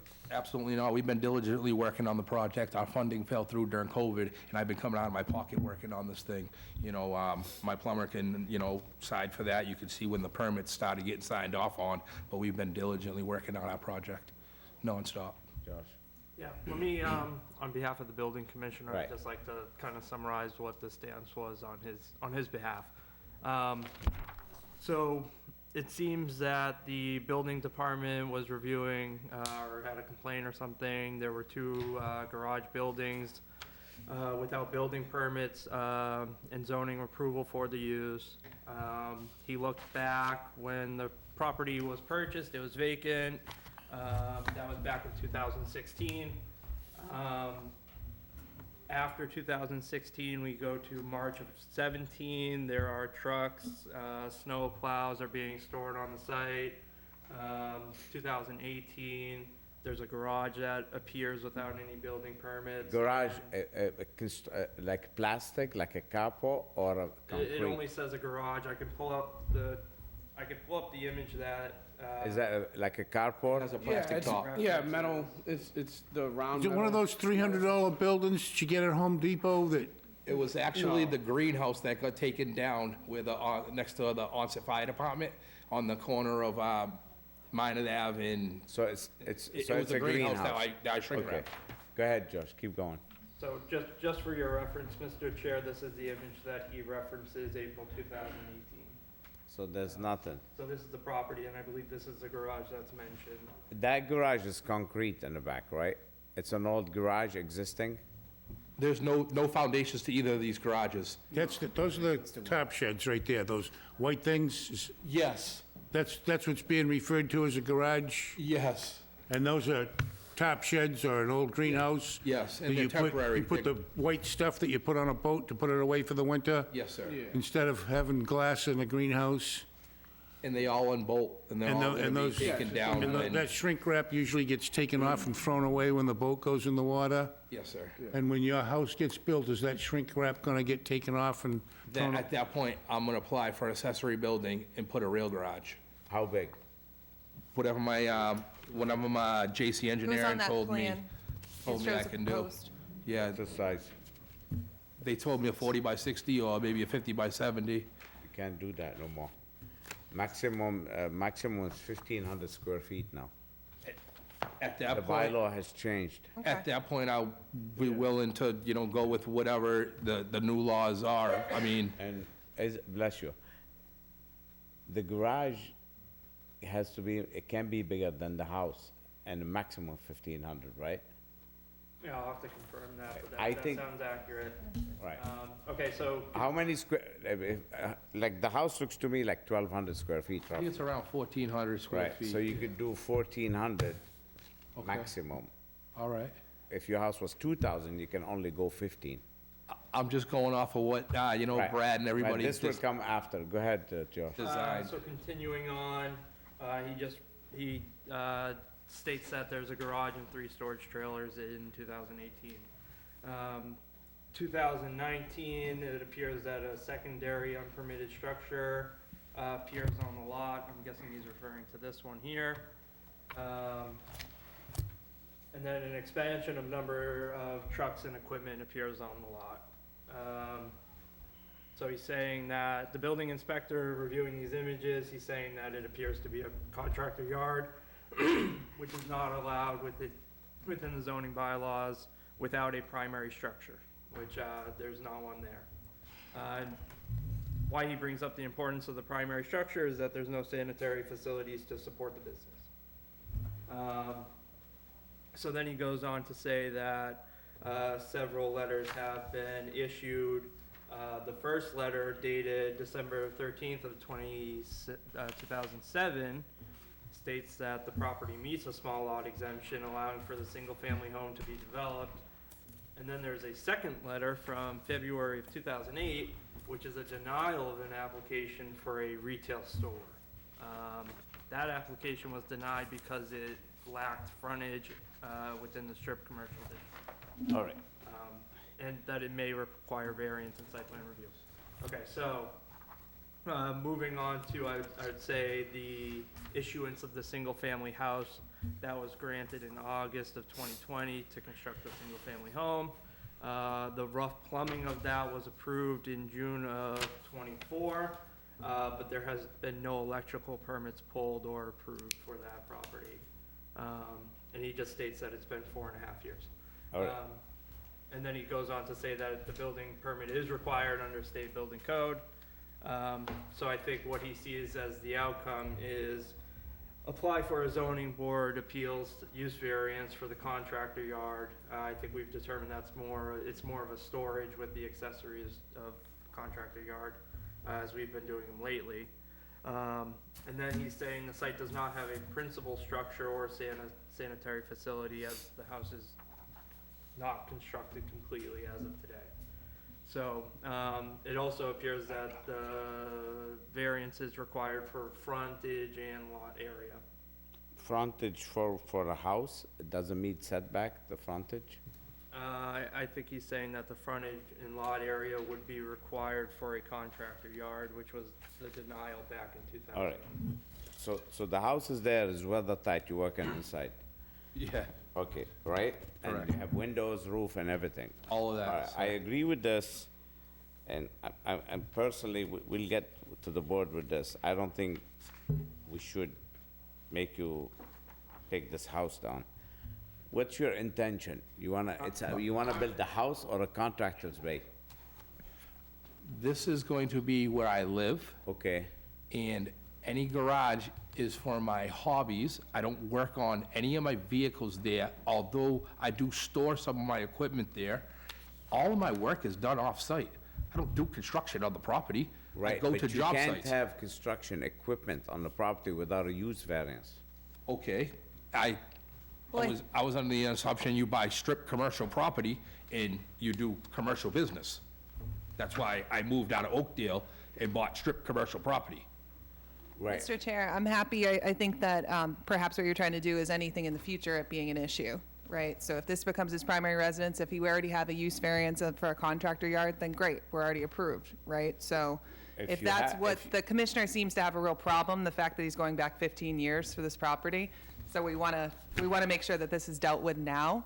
So if the board would like me to go the route of the use variance and arguing that, I think that it's clear that area, that it fits Well, it. there's no doubt that the commissioner is right, because it's a grandfather lot. You went out and built a house, so it became a residential lot because you put a house on it. Now, if there was nothing done on it, you could go for commercial because it's a grandfather lot. And you could do commercial without a variance because it's a grandfather, but you took that grandfather and killed it when you built a house. Is it grandfathered or is it by right? It's zone strip commercial. It's zone strip commercial, but it's a grandfather lot. So when the grandfather, when you built the house, that grandfather died right there. It becomes a residential forever. So you lost that commercial. So if he didn't build the house, he could have had a commercial. But now there's a house, you need a variance to get a commercial, bottom line.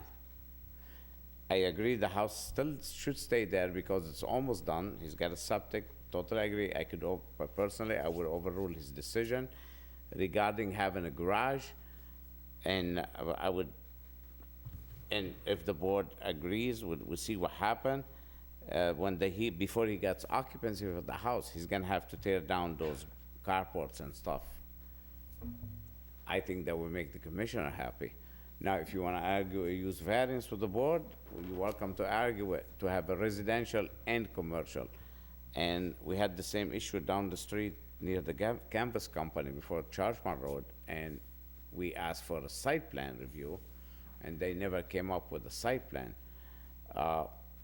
And it's gonna require a site plan if you're gonna do commercial. Less than 9 spots. You're not gonna convince us it's less than 9 spots. It's not, I don't think the board's gonna, but you could ask. To me, this seems like a case that was before you. But that's a future, what's before us right now isn't Is an appeal. the garage or the commercial use. What's before us right now is the notice of violation. Yeah, I mean, his permits of, he hasn't been able to.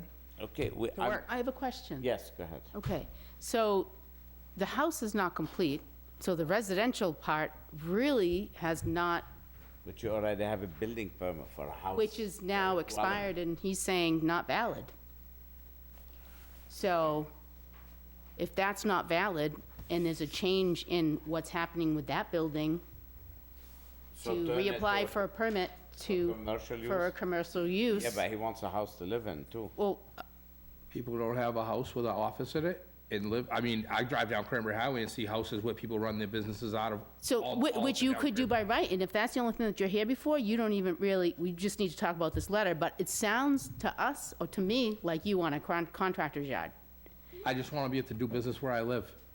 Right, but having an office and doing business where you live is not the same thing necessarily. It's very limited when you have an office. When you have a contractor's yard, you don't have an office, you're not containing your business within your house in an office where customers aren't coming to, et cetera.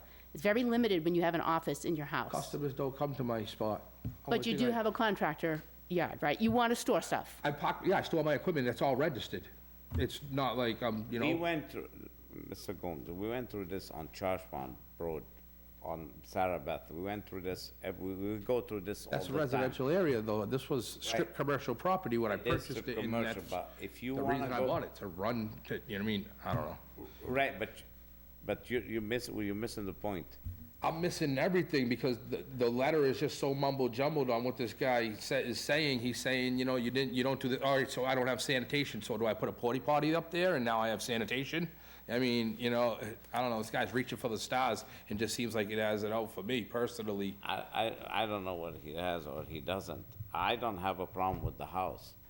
The question is, you gotta argue a variance for it. This is completely different than Charge Pond. Charge Pond, we had an abutter who was furious because of the noise. He had it's arguably you can't discuss that case, but since you brought it up, it's very different. It's across the way you're staring at a salvage yard. I So, and understand. I think if you open up to the public, no one has a problem with this. So, I totally understand. but we definitely don't want to punish business owners of Wareham who, there are many people who have their own businesses, and this would be going down the line, right? So, Okay, I mean, like I said, plead it to the board and see what the board would say. It's as simple as this. And I would like to say to the applicant, it's very important to understand, when you go into something that's strip commercial, is not the same as mixed use. General commercial would allow you to live and work. Strip commercial is not the same. You put a house here, and that's what the chairman is trying to tell you. That's why you're here for a variance. You wanted to do two things on that lot, which was not allowed, unfortunately, by right. So that's why you're here, too, part of the reason. I understand why the commission is very, dot the i's, cross the t's. We see a lot of stuff come here. I don't personally think it's personal seeing what we see in front of us. I just see that he's seeing a lot going on there, and he wants to get it squared away, make sure it's done properly, and I could understand that if it was the issue when I first pulled my permit and nothing, you guys seen the site plan review when I pulled the permit and the stuff that was on the property and everything, nothing's changed since the day I pulled the permit to now, except for the new Right. commissioner, you know, that says everything's wrong before him. it didn't come before us, though, because you went for a residential permit. You did not go for a business with a house. That's the difference, is what you want and what you're doing. What you applied for and what you're doing don't match. That's why you're here. So when I get my business certificate renewed every time it's up, and I go down to the building department and they sign off on it saying you do business on this property, and I pay for the certificate, that doesn't matter either? It doesn't matter that they're telling me you do business because you paid for the permit, you know, and then now somebody else says you can't Well, do you're business, right, you're right. It's very confusing. We just found out from our town planner that, from the planning department, that there were problems within the town hall. They weren't checking. When they gave you your permit, they weren't checking with the building department to make sure that everything was done correctly. They were just issuing. Oh, I went downstairs and they that's- signed off on them. I had to go downstairs. He's got a business certificate that's been signed off on. By the building department? notarized. Yes. It's with- in the With package. the I addresses think there's a from copy in the 2786 stating I do business there. Right. And they signed off on it for And that was two issued- consecutive terms. And Right, I have but it, you they do only go back to business. All right. 2019, and I have that one and I have the new one. You have the new one with the building permit for residential being pulled. Giving you a business certificate that you could do books there, but you can't actually practice. Josh, what do you want to say? I have 2 points, Mr. Chair. The business certificate is not a confirmation of zoning practices. Correct. That's what I'm saying. And then additionally, I think the remediation to this is there's no argument that the single-family structure could serve as the place for business in the future. what the commissioner is saying is that there's an active violation, a zoning violation on the property. That needs to be rectified before he's willing to issue building permits to finish out the construction of the home. So what the commissioner wants, you move all these equipment to allow you to finish your house, because you are using the yard as a construction yard. I know you're not doing construction, but as a construction equipment, for him to let you finish your house and move in it. That's impossible. I mean, I don't know, okay, so. isn't that why I'm here? Because You're gonna move it back? I mean, Well, I think he could to apply. move all your equipment, like say, move your life, and then try to finish the You're not permit. living there though, right? Everything I own is there. But in the house? Nothing, the house is full of construction construction material. Right, To so- build the house. But if he's saying move all my trucks? No. Move the garages, move, So you are currently, and have been for several years, living elsewhere. I live across the street. Okay, so why don't you continue to do that and just make that your commercial property? Is that not possible? I'm just asking. Because that's perfectly fine. That's what I'm saying. You don't have, the house isn't done as a residence. You could, I understand, okay, the house isn't done as a residence, but he's saying, the commissioner wants you to move all the stuff off the property to finish the house, and then put it all back on the property after you have an occupancy if you want to permit. keep it as a residence. But if, No, put it back on the property if the board grant you a use variance. See, you, in order to put it back on the property, I think he's saying you're not allowed to have that equipment there because that requires a special permit for a contractor's shed. You don't have a permit for a contractor's shed. So he's saying if you take the equipment away, now you're good to go with continue with your single-family residence because you're all permitted for that. He's finding the violation to be the existence of a contractor's yard that was never approved as a contractor's But shed. what makes it a contractor yard? The equipment. What, the snow plows? Well, I mean, all the trucks are registered, so you can Somebody's park. judge, I mean, that's, No, I'm asking the board what makes it a contractor yard, because, I mean, I don't know. Yeah, that's what makes a contractor yard, plows, Just trucks. the plow, but the trucks are registered, so you're allowed to park in a commercial area, you can park the trucks. Across the street, there's 50 cars. Next, down the street is a boat yard. I understand, but this is not what's before us. Mr. Chair, if I may? Yeah. I think you have two possible routes, two possible outcomes here. You could tonight, or in the future, issue a use variance for the contractor's yard. That use variance would have to identify that there's no principal structure on the property, that there are no sanitary facilities on the property. At that time, the building commissioner could move forward with issuing the electrical permits, I believe, or electrical or gas, whichever one is still outstanding. I'm waiting on this. Wait, you get your time. To be finished, so grant the use variance, identify those two things, then you can move forward with the building permits to finish the construction of the house, and then have that used as the office for the business. I think you still have to take into consideration variance for frontage, variance for lot area, and a potential site plan review dependent upon the number of spaces. Or Mr. Gomes can cease the activities on the property, then go for the building permit, finish out the construction of the single-family home, and then go for the variance for the contractors, potential site plan review, all that. I think there's a third option, no? I mean, correct me. No, that's not what I'm saying. Correct me if I'm wrong. The third option would be, since his current application for a residence is defunct, really not, it's not valid anymore, so that is. well, I don't think it's defunct. I wouldn't say that. I think they just refused to inspect it because of a different violation that they believe exists. But it hasn't been necessarily, so I'm just getting to the chairman's point of it being residence. Could it be just built as a commercial building, change the permit for the current structure to a commercial offices, But and he keep it as a wants contractor a yard? house to live in. That's the thing, and he wants commercial. So bottom line, you need a variance. Let's argue a variance, and if you get the variance and the You might have to go to site plan with the planning board. Is contractor's yard a permitted use anywhere in our table? It's allowed in the strip commercial. Mr. Chair, you're gonna run into the same issue we ran into for that other property on Cranberry Highway, which contractor yard is not in the use table, but we've, I'll say Russian dolled it under a use, storage, allowed storage facility with. The one by by Charles Pond? The iron. So, Counselor, go ahead. Yeah, no, it was the iron one, the one we got approved right down My the reason street. for my question is, in this use table, nowhere is a contractor's yard listed as a use allowable or non-allowable.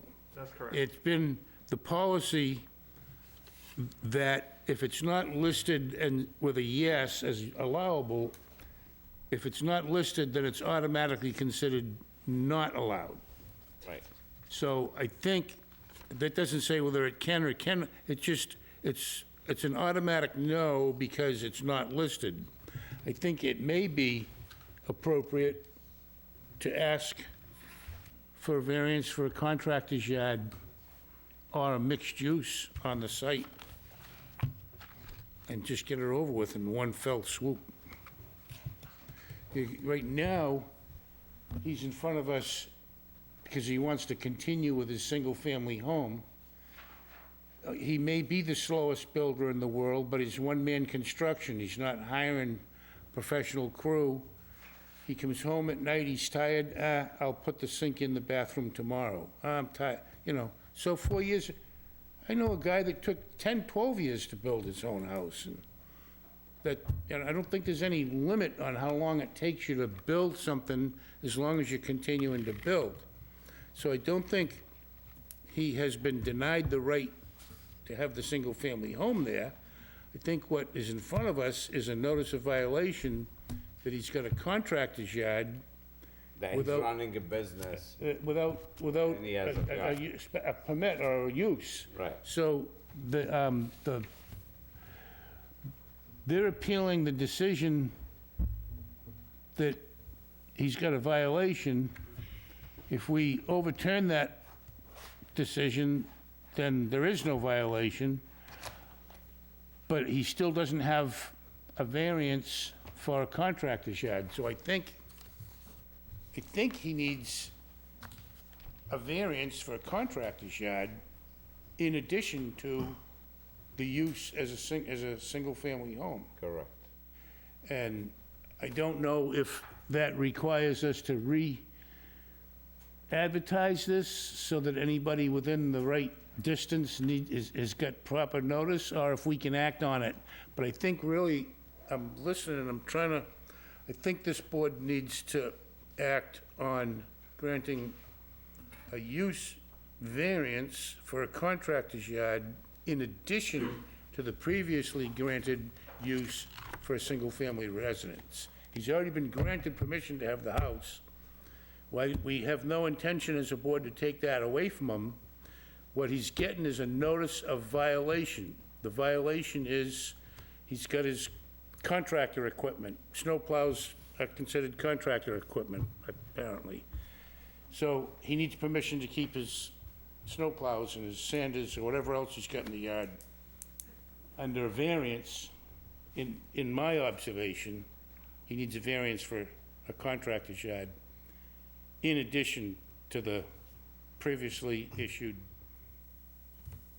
special permit for a single-family dwelling. And because it's strip commercial, you need a variance to mix them. If it was a general For commercial, mixed you don't use. need to. Right. So that, what's that? Mr. Semple Yes, has, sir. are you waving at us, or do you want to talk? I would like to talk, or just ask a question. Go ahead.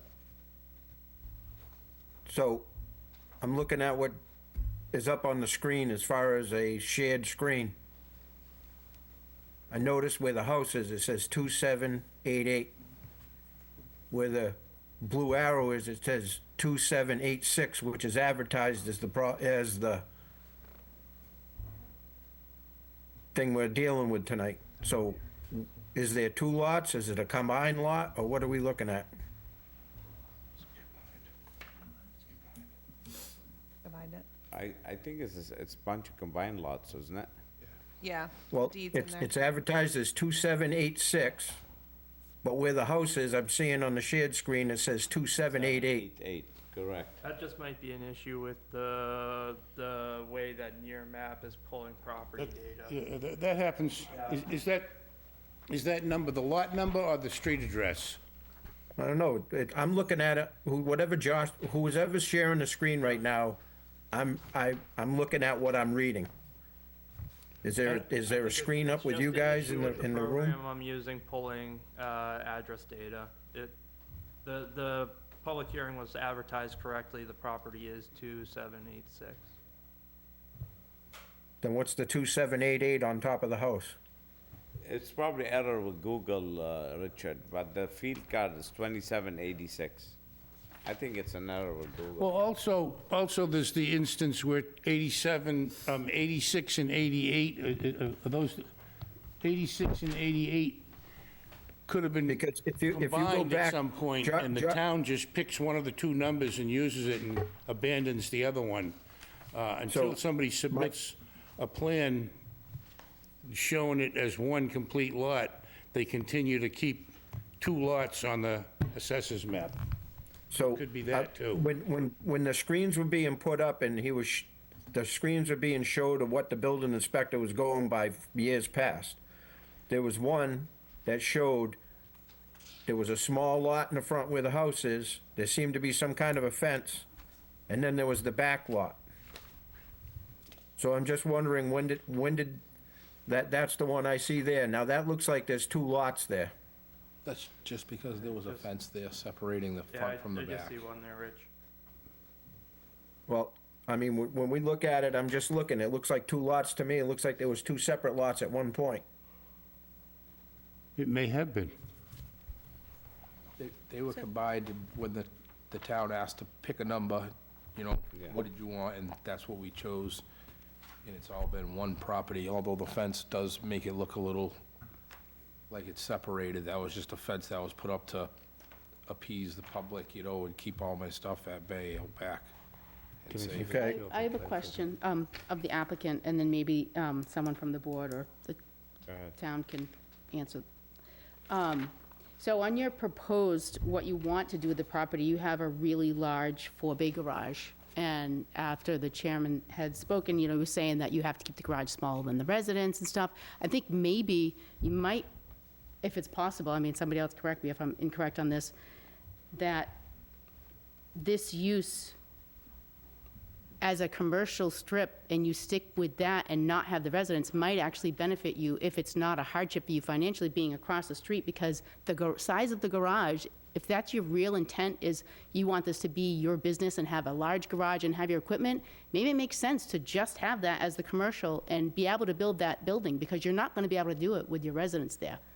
You know, you need a lot of variances moving forward with this, and I don't know, I just think it might be something to think about. Honestly, a large garage doesn't bother me today. I just want to get past it, being able to do business and resume my life. I just don't want you to have problems In the future, in the future if your care what's- business is expanding now and you need Honestly, bigger facility. I'd buy another piece of property somewhere else. I wouldn't even care about the size of garage coming in the future. If they say you put a small garage up, then a small garage is what it is. Honestly, I just want to get past this. What do you want to do? I say we grant him a variance. Variance for what, Richard? Yeah, several. I like the idea of the mixed use. Mixed use? I have a question, Mr. Chairman. Is there just, do you plan, was your intent to have one business there or two businesses there? Because I noticed on the side of the fence, it has, you know, Gomes Enterprise, and then I think it has your electric, it was a plan to have two businesses on that property, or plus a residential? Advertisement. Yeah. And I'm okay with the mixed-use variance. You know, I saw them first put in the foundation, and they shrink-wrapped that, and it's been in a process of going along, and I was happy to see the building get put up finally, and I have no problem with a mixed-use. And if you remember what across the street looked like when I bought it off the Barrel Man, that place was almost condemned. They had the red X on it and everything, and I rebuilt that from the ground up, and now it looks, you know, very appealing to the public. It's all rented out. I live there too, and, you know, that's all I'm trying to do. And I'm waiting for He's my this electrician to go- also, to go figure out what forward. goes from here, because Eversource needs to know if there's another building, because I want to do multiple meters on the property for electric. So, Well, do you have a temporary service? Well, how do you get? There's temporary power You already. have temporary power now, and then from the temp, you run extension cords into the That's it, temporary building. everywhere. Yeah, everything's on. When the house is finished, you're gonna put a service on the house Correct. and take the temp down. Yes. I'd also like to mention that I know, Josh, you said that there was complaints. I did look online, and I did not see any complaints on any of that property at all. I was just trying to justify how the building commissioner got to looking at the property. I don't think that there are any current complaints. Okay. Then he's not an investigator, right? He's just supposed to work on complaints. I'd like to hear from maybe audience, public. Is there anyone in the public want to comment this project for yes or no? There's nothing. Mr. Chair, before you entertain a motion for a use variance, I'll just remind the board that your variances are restricted to uses identified in the use table. You cannot grant a use variance for anything outside of that. Oh, from that table, I Correct. understand. So we have to get That's under section. So that means if 1554. contractor's yard isn't listed, where in Wareham can a contractor's yard be allowed as a use? Right, and the way that we found to do this is that you would grant a use variance for something like storage and allow contracting activities to be done out of it. That's what you did more recently for the contractor bays Right. across from Highway Concrete. So if it's not on that table, you can't grant a variance for it. No, but if we just find something on the table and give him a variance for that and allow him to do what he wants to do under that. That's why I applied for my for the use to be storage. You just for need to put equipment. more water in the dirt and make it a little muddier. So let's say the board say yes on a mixed-use variance, and for storage variance and whatever you do in it, it's fine. What size you gonna do that building? Whatever the engineer says is meeting the current The problem bylaws now. cannot be bigger than that house. I That's have the no, problem. I have no problem That with won't even that. fit one car. That's the problem. How big is that house? What's that, 24 by 32, 26 by 26? Yeah, it's like 24 by 24. Yeah, 26 by 26, I can see it. Yeah, sound like, yeah, the 2 cars. That's it, that's all you could fit on it. If that's what it ends up being when it comes time to pull the permit for the garage, and then that's what it ends up being. The problem, two garage doors, and that's gonna trigger site plan, because this is 10 parking spaces. You're gonna have to go to planning board. Maybe I only put up one big garage door and not 2. That's 5. and Excuse the me, Mr. resident Chair? 2, That's 7. Yes? 1, 2, 3, 4. Yes, sir. Yeah, I believe the applicant said that it was for hobbies, so I don't know where we got into 2 cars, so I was just curious. I think we're getting spun around here.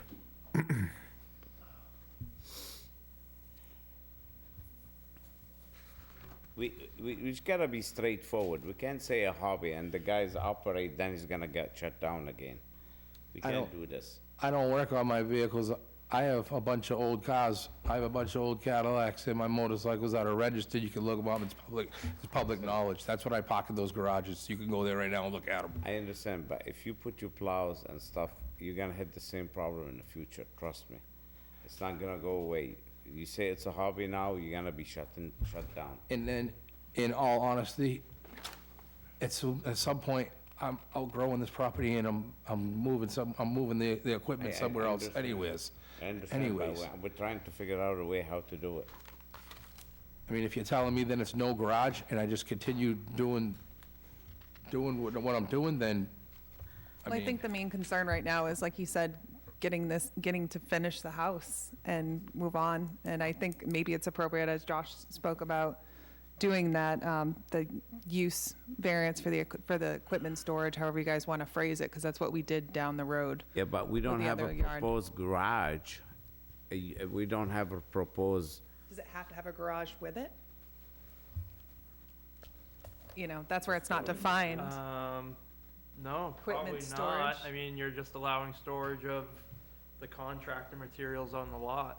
Just how we did with the steel no company. building. with the fence and stuff, Yeah, so with nobody can no- see it. With no interior storage. And then we don't do the site review. Yeah, I guess. I mean, I think, oh, But you can't keep that big garage in there, that big plastic thing, that's the problem. mixed use is the, No, he said he's gonna take that down when he gets his house built. Is that correct? yes, sir. That's the, and it's good, I see that there's two of them there. There's one towards the middle of the lot and one towards the back. Yeah. And the one in the middle of the lot, it's actually, it does look, and to give the building inspector, I hate to talk nice about the building commissioner.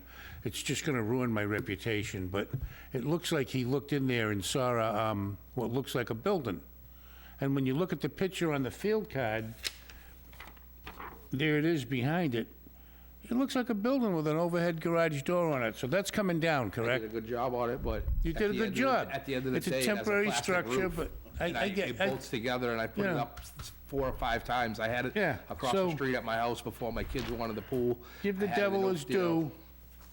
He's not, so what, Why don't we continue this matter, let's sleep on it, think about it, everybody, what you guys wanna do. And let's think about it, because it's way too much information. And we should narrow it down, so what we're gonna do. Everybody gotta I come could up with care an less idea. about a garage. Like I said, I just wanna get, if I can get over with this tonight, it'd be great. I'm just a small guy. I don't have It money. could be a condition understand. of approval, the removal of that, which would probably make the commissioner happy. say it again? It could be a condition of the approval, the removal of that structure, if that's really, what the violation is. I would just say give him time so he can finish, right? Isn't the materials for the house in there? Yeah, I mean. Yeah.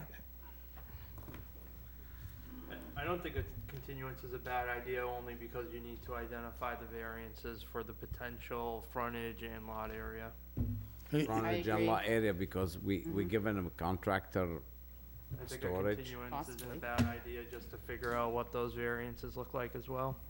Give the board time to go talk to the commissioner and what's gonna make everybody happy and what the chair is comfortable with and what individual members of the board are comfortable with. I think, Mr. Gomes, what you're observing is you've got 5 people in front of you and one on Zoom that really want to help you.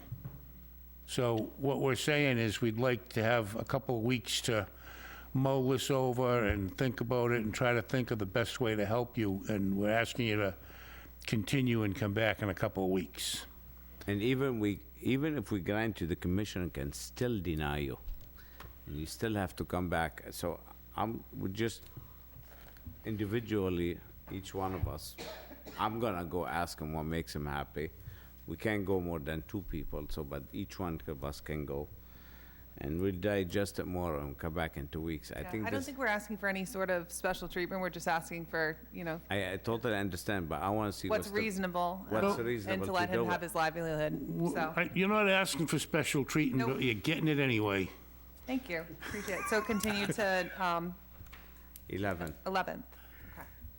Okay, can we get a motion to continue till the 11 for Okay, so moved. 25? It's moved by Jim. Do I have a second? Second. Second by Troy. All in favor, say aye. Troy? Aye. Veronica? Aye. Jimmy? Aye. Chris? Aye. Richard? Aye. And Nazir, aye. We'll see you in the 11. I'll do a bunch of Who seconded me? researches, questions. I did. Troy. I'll even talk to you. Let me see what I could find out, which way we can approach it, all right? Yeah, we did have a butters here today, but we can have them Did right. did they want to, didn't we ask if they wanted to No, we talk? kind of, We they're gave them the here. chance to talk, didn't, did we close the public? We didn't close the public. So they can come back and, Just continue with it. yeah, we just continued it, so. yeah, or I could get letters from you Yeah, too. if that's it's good too hard enough, for them to you know. come back. Okay. All right, very Thank good. you. Thank you. Thanks. Thank you, board. Have a good one. Thank you. All right, our last hearing, 20-25 Wareham Solar LLC, special permit and a variance, Maple Spring Road.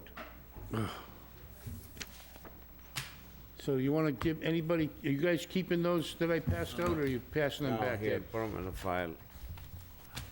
Throw 'em- did you say I file thought or you said fire? fire. Put him in the fire. File, oh, okay, okay. I knew you said file, but I was, everybody thought you said fire. Throw them in the fire. Overtied. No, that's all right. We got these solar guys in here. They've got a very thin, very small presentation. Here's my Jet lag, I swear I can't even. Oh, thank you, sir. Good timing. It's gonna be very easy. You don't have It's a water just in your back pocket, do you? No, I water? didn't bring an extra one. Oh, do they have a fridge in there? What is it? There might be in the other room, there might be. All right. I'm gonna move this over. So, just so that, you guys got a whole box to yourself. Everybody else that was here tonight came in one box that wasn't as full as this. I wonder, solar saves coal, but it doesn't save any paper, does it? Bill, are you here with them?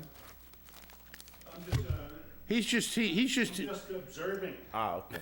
it's just so entertaining, he can't drag himself away. Waiting for sign, because this is the last one on the agenda. We could entertain. Here's a little thing I here. didn't think we're such On entertainers. dictionaries?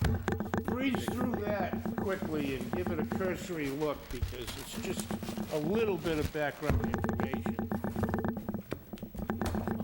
If we, here you go. This is for... Hey, aren't you glad you're not voting on the budget? Yeah, That's bigger than that. 1,000 pages it was. What's that? That's all right, the Senate will take care of the budget. What is that? Plans, who wants to- Okay. The Zoning Board of Appeals will hold a public hearing on May 28th, 2025, at 6:30 PM in room 520 of the Wareham Multi-Service Center, 48 Marion Road, Wareham, Mass. 02571, to consider petition number 20-25 for a special permit for site plan review and variances from the requirements of Article 3, Table 320, Article 5, Section 592, and Article 15 of the Wareham zoning bylaws to OM, is it O or 0M SR, Wareham Solar 1 LLC, care of Beals and Thomas, Inc., of 32 Court Street, Plymouth, Mass., proposing construction of a ground-mounted solar and battery energy storage system to be located on an approximately 41.7 acre portion of several parcels comprising a total area of approximately 436 acres, located at 0 Maple Springs Road, 0 Plymouth Road, and 74 Maple Springs Road, access Wareham, Mass.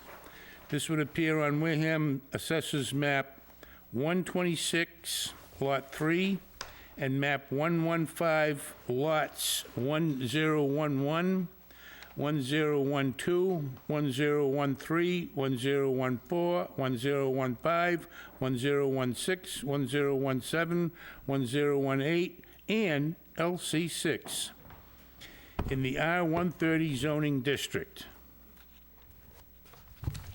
Take it away.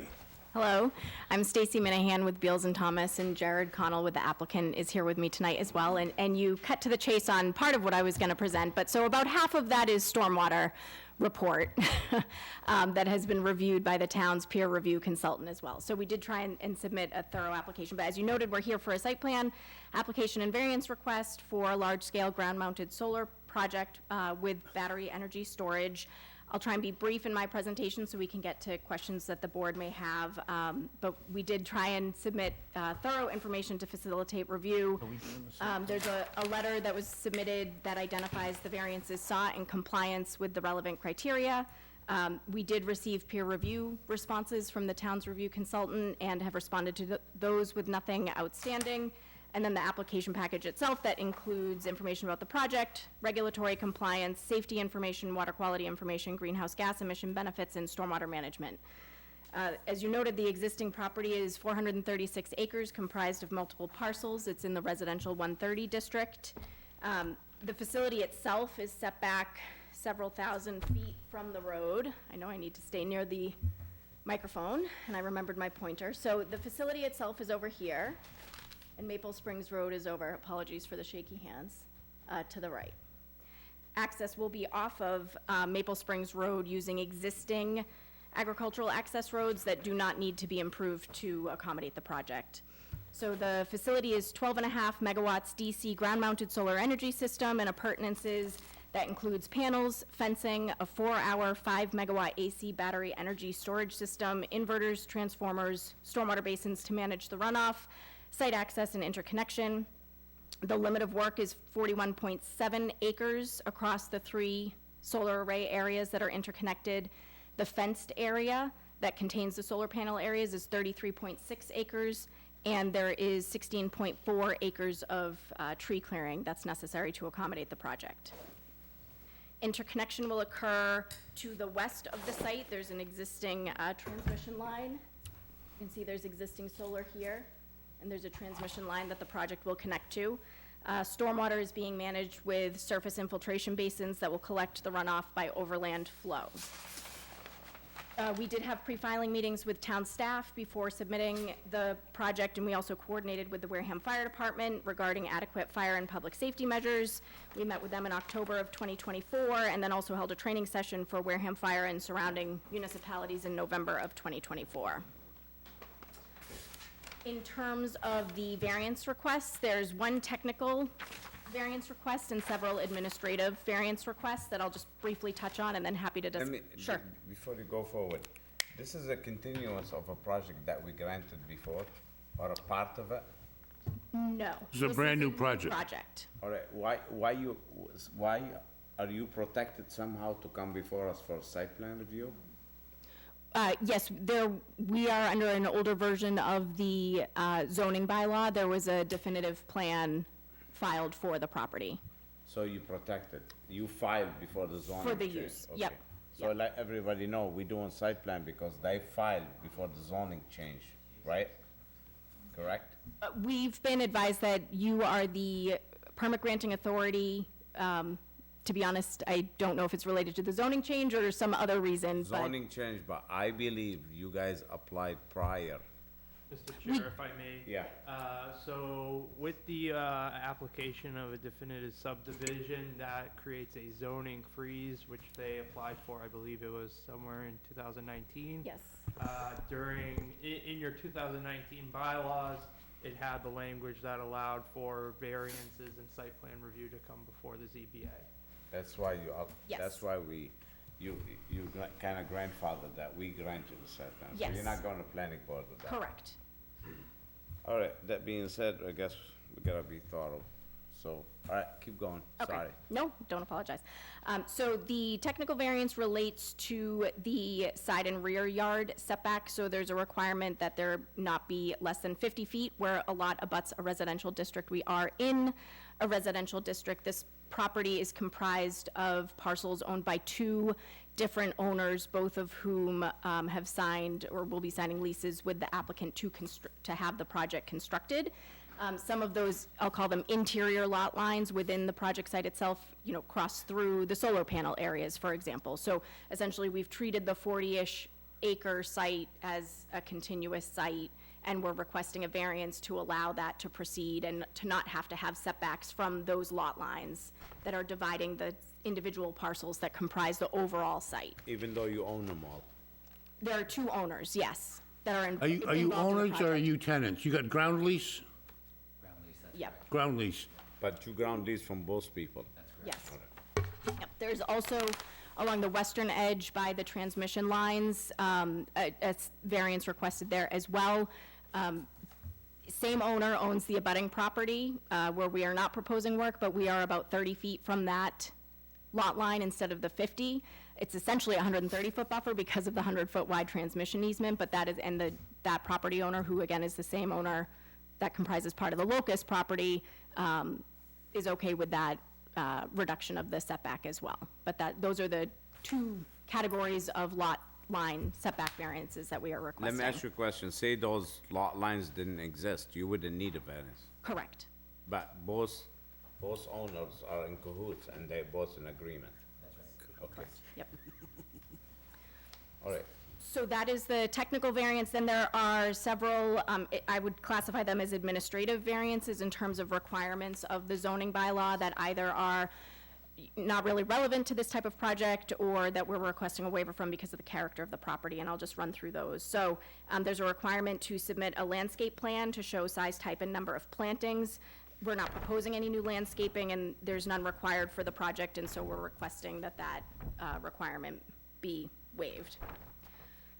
There is a requirement to meet the standards for industrial use found in Article 7. Those design standards are identified as recommendations and aren't really relevant to the use proposed by the project as well. They include things like provision of parking lots, paving of streets, sidewalks, things like that aren't relevant to solar. There's a requirement to show all contiguous land owned by the applicant or the owner of the property, and we have endeavored to show as much as we think we can reasonably to still allow the board to understand the project site. But these owners own a fair amount of land in the vicinity, and so technically we're not showing all of the land that they own in the area and are requesting a variance from that. There are scale requirements for the plans. We're requesting a variance for that as well. We've tried to set up the plan sheets to facilitate review with what makes sense. It means that our scale is a little bit different than what the mandated scale requirements are. There's a requirement to show individual trees that are 18 inches or larger in DBH that we're requesting a variance from. Within the proposed clearing areas, all trees will need to be removed because of the nature of the project. And then property lines with dimensions identified, we also are requesting a variance from just because of the size of the property and the number of parcels involved. It would be very challenging to provide dimensions for all of that, and not really relevant to the project at hand. And that was the last variance request. Okay, there's a lot of information to digest, but I guess few hearings, I guess we got it. Now, you put in batteries there, lithium batteries backup?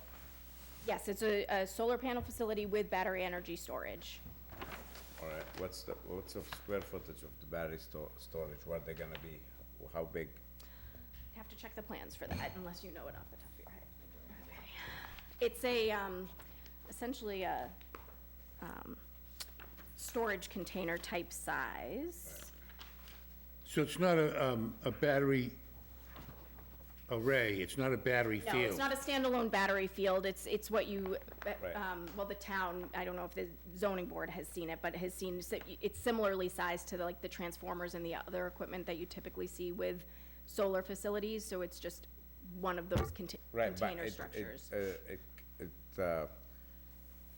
stores electricity. Yes, for at night so you could deliver, right? Exactly, yep. My question is that you be in R130, that's our, like, zoning,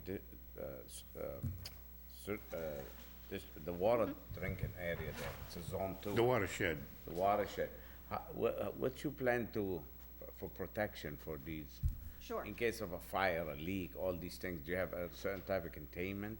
Yes, we do, and we did, I can refer to the application, I don't know it all off the top of my head, but there is a lot of information that was provided in terms of the container storage, the fire suppression system, which is automatically set off were something to happen.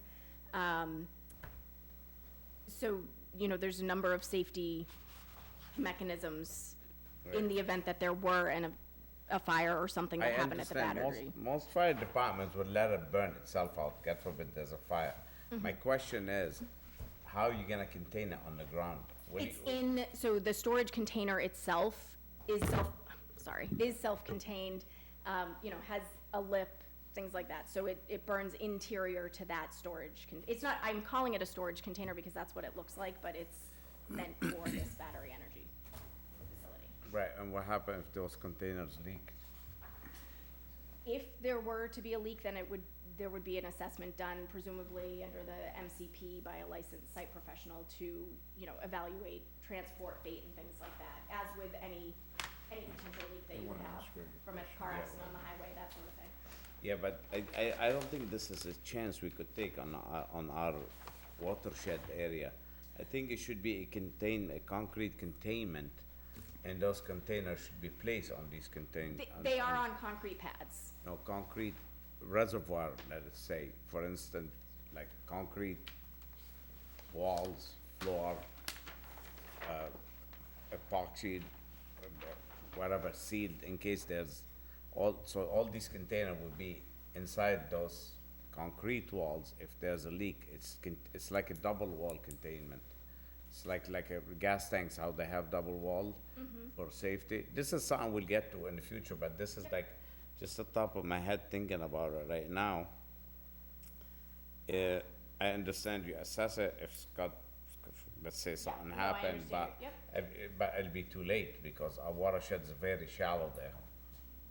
So that's something we're gonna have to discuss and address more. Sure, so just briefly, and if you have the application in front of you, it's section 2.3 on page 2-2. At the bottom of that page starts some of the safety information, and then on the following page, 2-3, it speaks to the battery storage system. So there's a battery management, and this isn't all speaking to containment, which I understand is your question, but just to run through the info.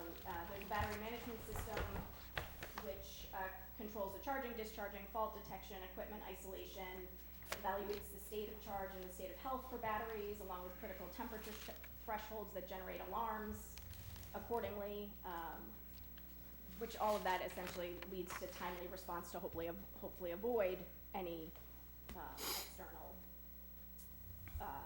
leaking. And then that system can also isolate modules that are having issues. And it exists at a module level, rack level, and system level for layered control. Those modules can be isolated, and then there's a comprehensive fire suppression system, which features smoke, temperature, gas detectors, as well as aerosol-based fire suppression agents and ventilation systems. I totally understand all these designs, but I see, I always look at the news, like those the cars on batteries. When those things burns, there's nothing stopping them. Right.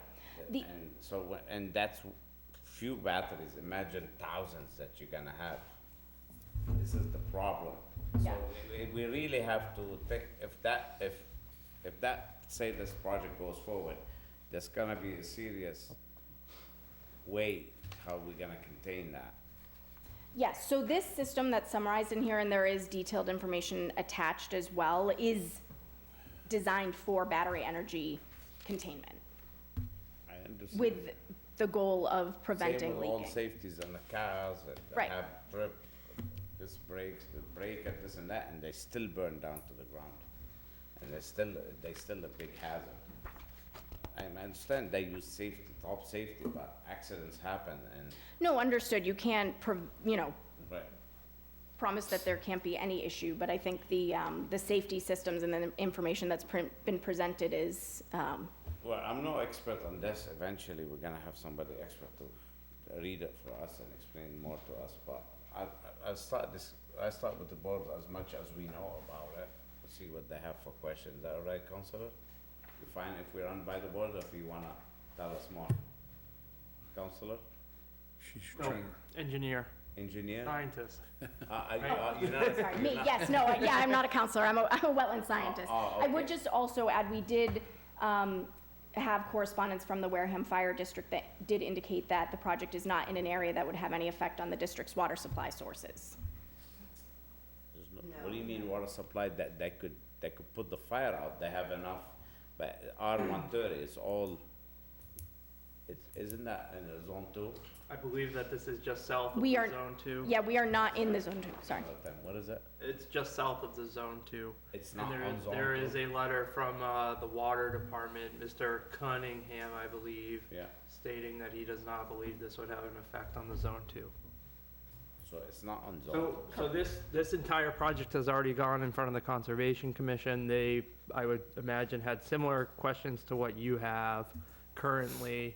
One of them was the effect on the water supply. I had reached out to the Onset Water District, and he did provide a letter. And it's not on the shed, on the watershed? Just south of the Zone 2 protection area. Okay. Is it Onset or Wareham? Water Onset, District. Onset? I believe, No, it's- is it? It's not onset. Wareham, I think it's Wareham.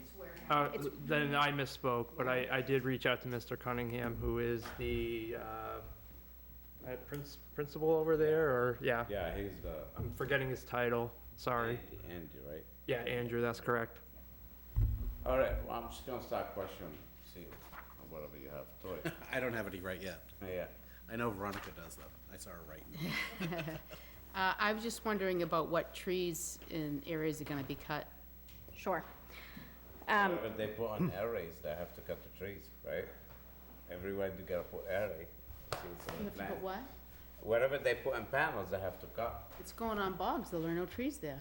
No, it's not going on bogs. Uplands. Oh, The my- bogs, oh. they're not touched.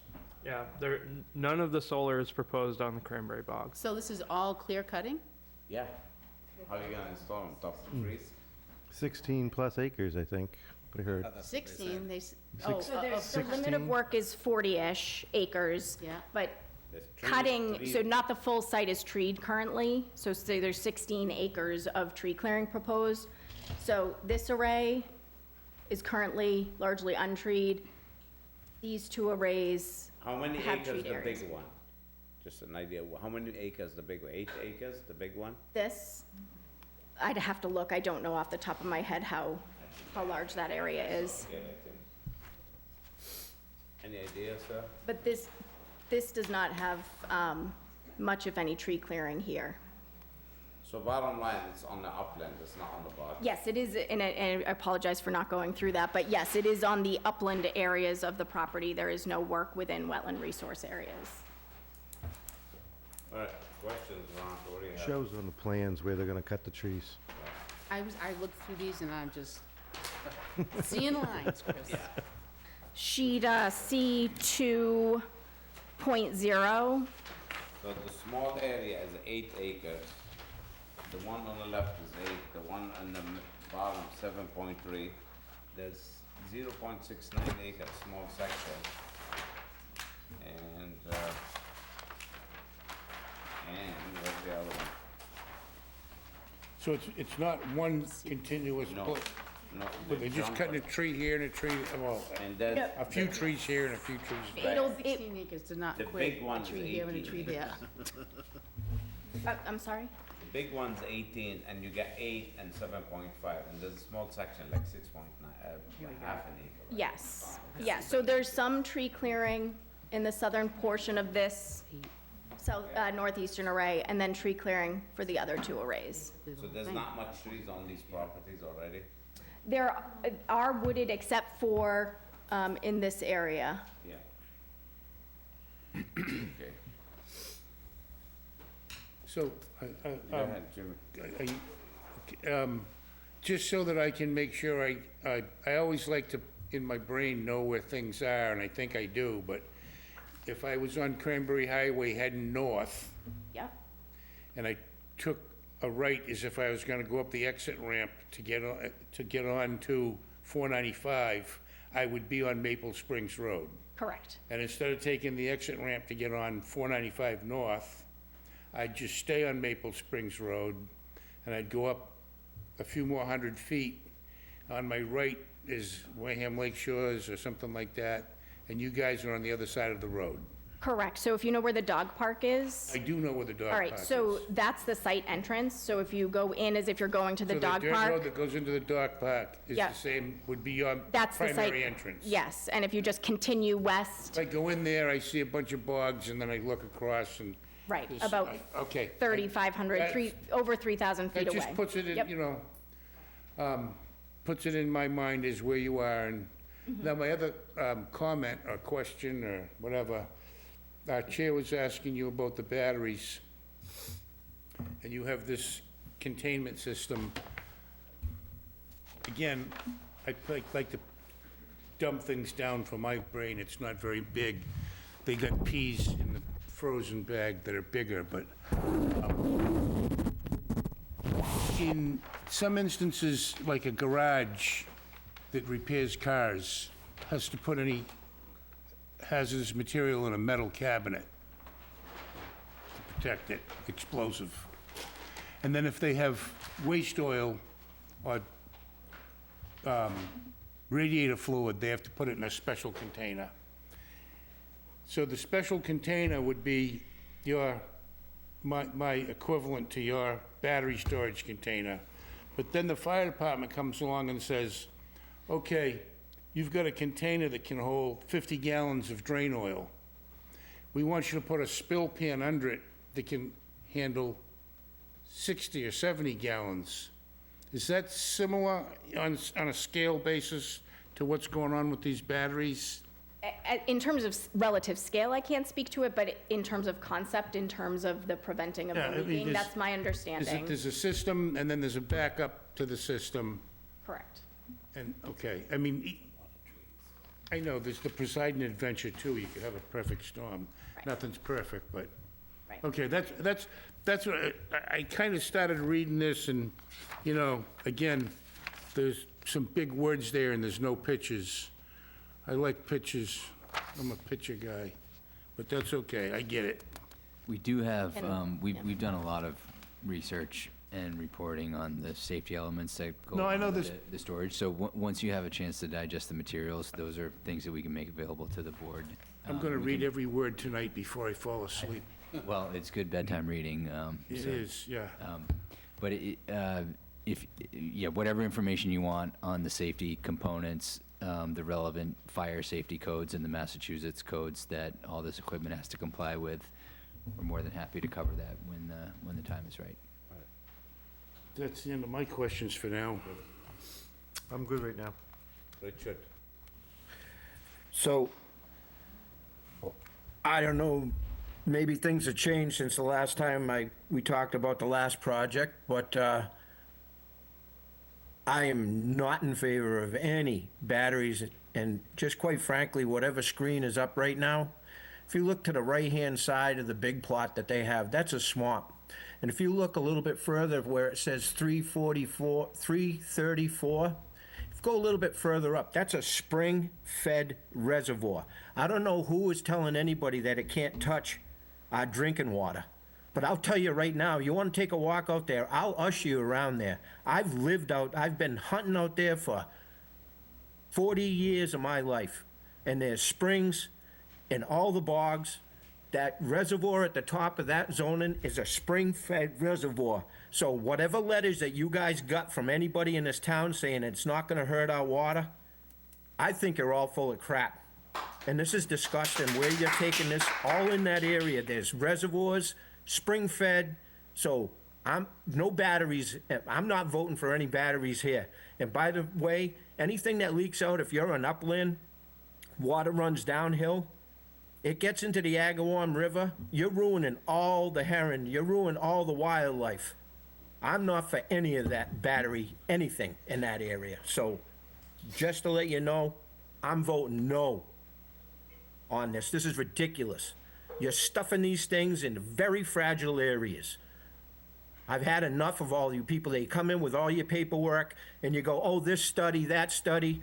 And then when the damn thing melts down and we got a problem here, where are you people gonna be to clean it up? Where are you engineers gonna be to clean it up? Where are you people that are making all the money gonna donate money to the town of Wareham so they can get drinking water? I'm sitting here listening to you all just run through your little pieces of paper from the state. I don't believe that the state has any concern over Wareham whatsoever. So that's mine. I don't have any questions. I'm just telling you, I'm dead set against whatever you're proposing over there right now. You're all lying. That's a very fragile area. I wish we I'm knew done. how Richard felt. Okay, we get the point, Richard, thank you. Mr. Sample is a voting member, so you get one, definitely is a no, so one more Everybody's is... entitled to their opinion, but I don't appreciate being called a liar. That's why I said... it's a no. Okay, you don't want to be called a liar, but if you walked out there, do you know that the Richard, reservoirs are spring-fed? Richard, Do you know Richard, that? we can't- No, he's let's not saying he attack doesn't characters, appreciate being Richard. called a liar. Richard. Go out there and look. Go out there and talk to the people. That reservoir at the top of that picture is a spring-fed reservoir. Right, but I do understand with the gentleman here, and we can't attack people's character. He's doing his job just like we are. So we're not calling nobody's names or nothing. This is not about characters. Anyway, Well, that's my opinion. I consider somebody that's gonna sit there in the board and run through papers when I know that that's a fragile area. okay, but unfortunately, the conservation didn't see it that way. Yeah, well, conservation doesn't say anything about the bamboo grass that's planted on the onset bluffs either. That's not supposed to be there. It seems like that little dusty area in our town hall seems to only get dusted off when it wants to be. Oh, probably. Just to speak to the conservation side of this, Mr. Chair, this project did go in front of that commission. There was no vote taken. The lapse on the time to issue a decision had lapsed. The decision time had lapsed. The applicant is currently appealing to the state for a superseding order of conditions. We are having a site visit for that. I believe it's June 3rd. And you will be expecting a letter from the Conservation Commission just addressing some of their concerns. So it's not approved by the commission? I thought you said it was approved. No, it has not. Technically, it was not approved by the commission. They failed to take a vote, and now the action beyond that is to appeal to the state for a superseding order. All right. Is that like when the board on zoning fails to make a decision, then the applicant is automatically a yes, So- constructive approval? Yeah, so planning and zoning have what's called the constructive approval. If you did constructive approval, if you fail to take action, they get a constructive approval. Because there's a state permit involved with this, they have to appeal to the state to say that no action was taken. All right. Why isn't there any action taken? Because the Conservation Commission voted 1-0-6 on the matter. What's the 6? Abstain. Abstain, so, yeah. All right. So it doesn't sound like they wanted it, and they're just kicking it to us, right? Yeah, but the question is why they didn't say no. What's that saying Anyway, for? that's not a concern of this board Right, anyway. exactly. So let's not go there. Well, it kind of is a concern. I of don't this know board, about that. I think it because- is. Sorry, let Richard And I talk. don't like Josh telling us that we don't, because I think that we need to examine this a little better on why isn't people doing their job? I mean, what, is the town, our zoning board, we just all abstain right now, and then where does it go? It gets a constructive approval. And I'm not telling you to all abstain. What I'm saying is that's what the Conservation Commission did. But it is information, I feel, that this board, yes, that is relevant to this board. The conservation, their stance on this, especially with a project like this. As far as I'm concerned, this is beyond me.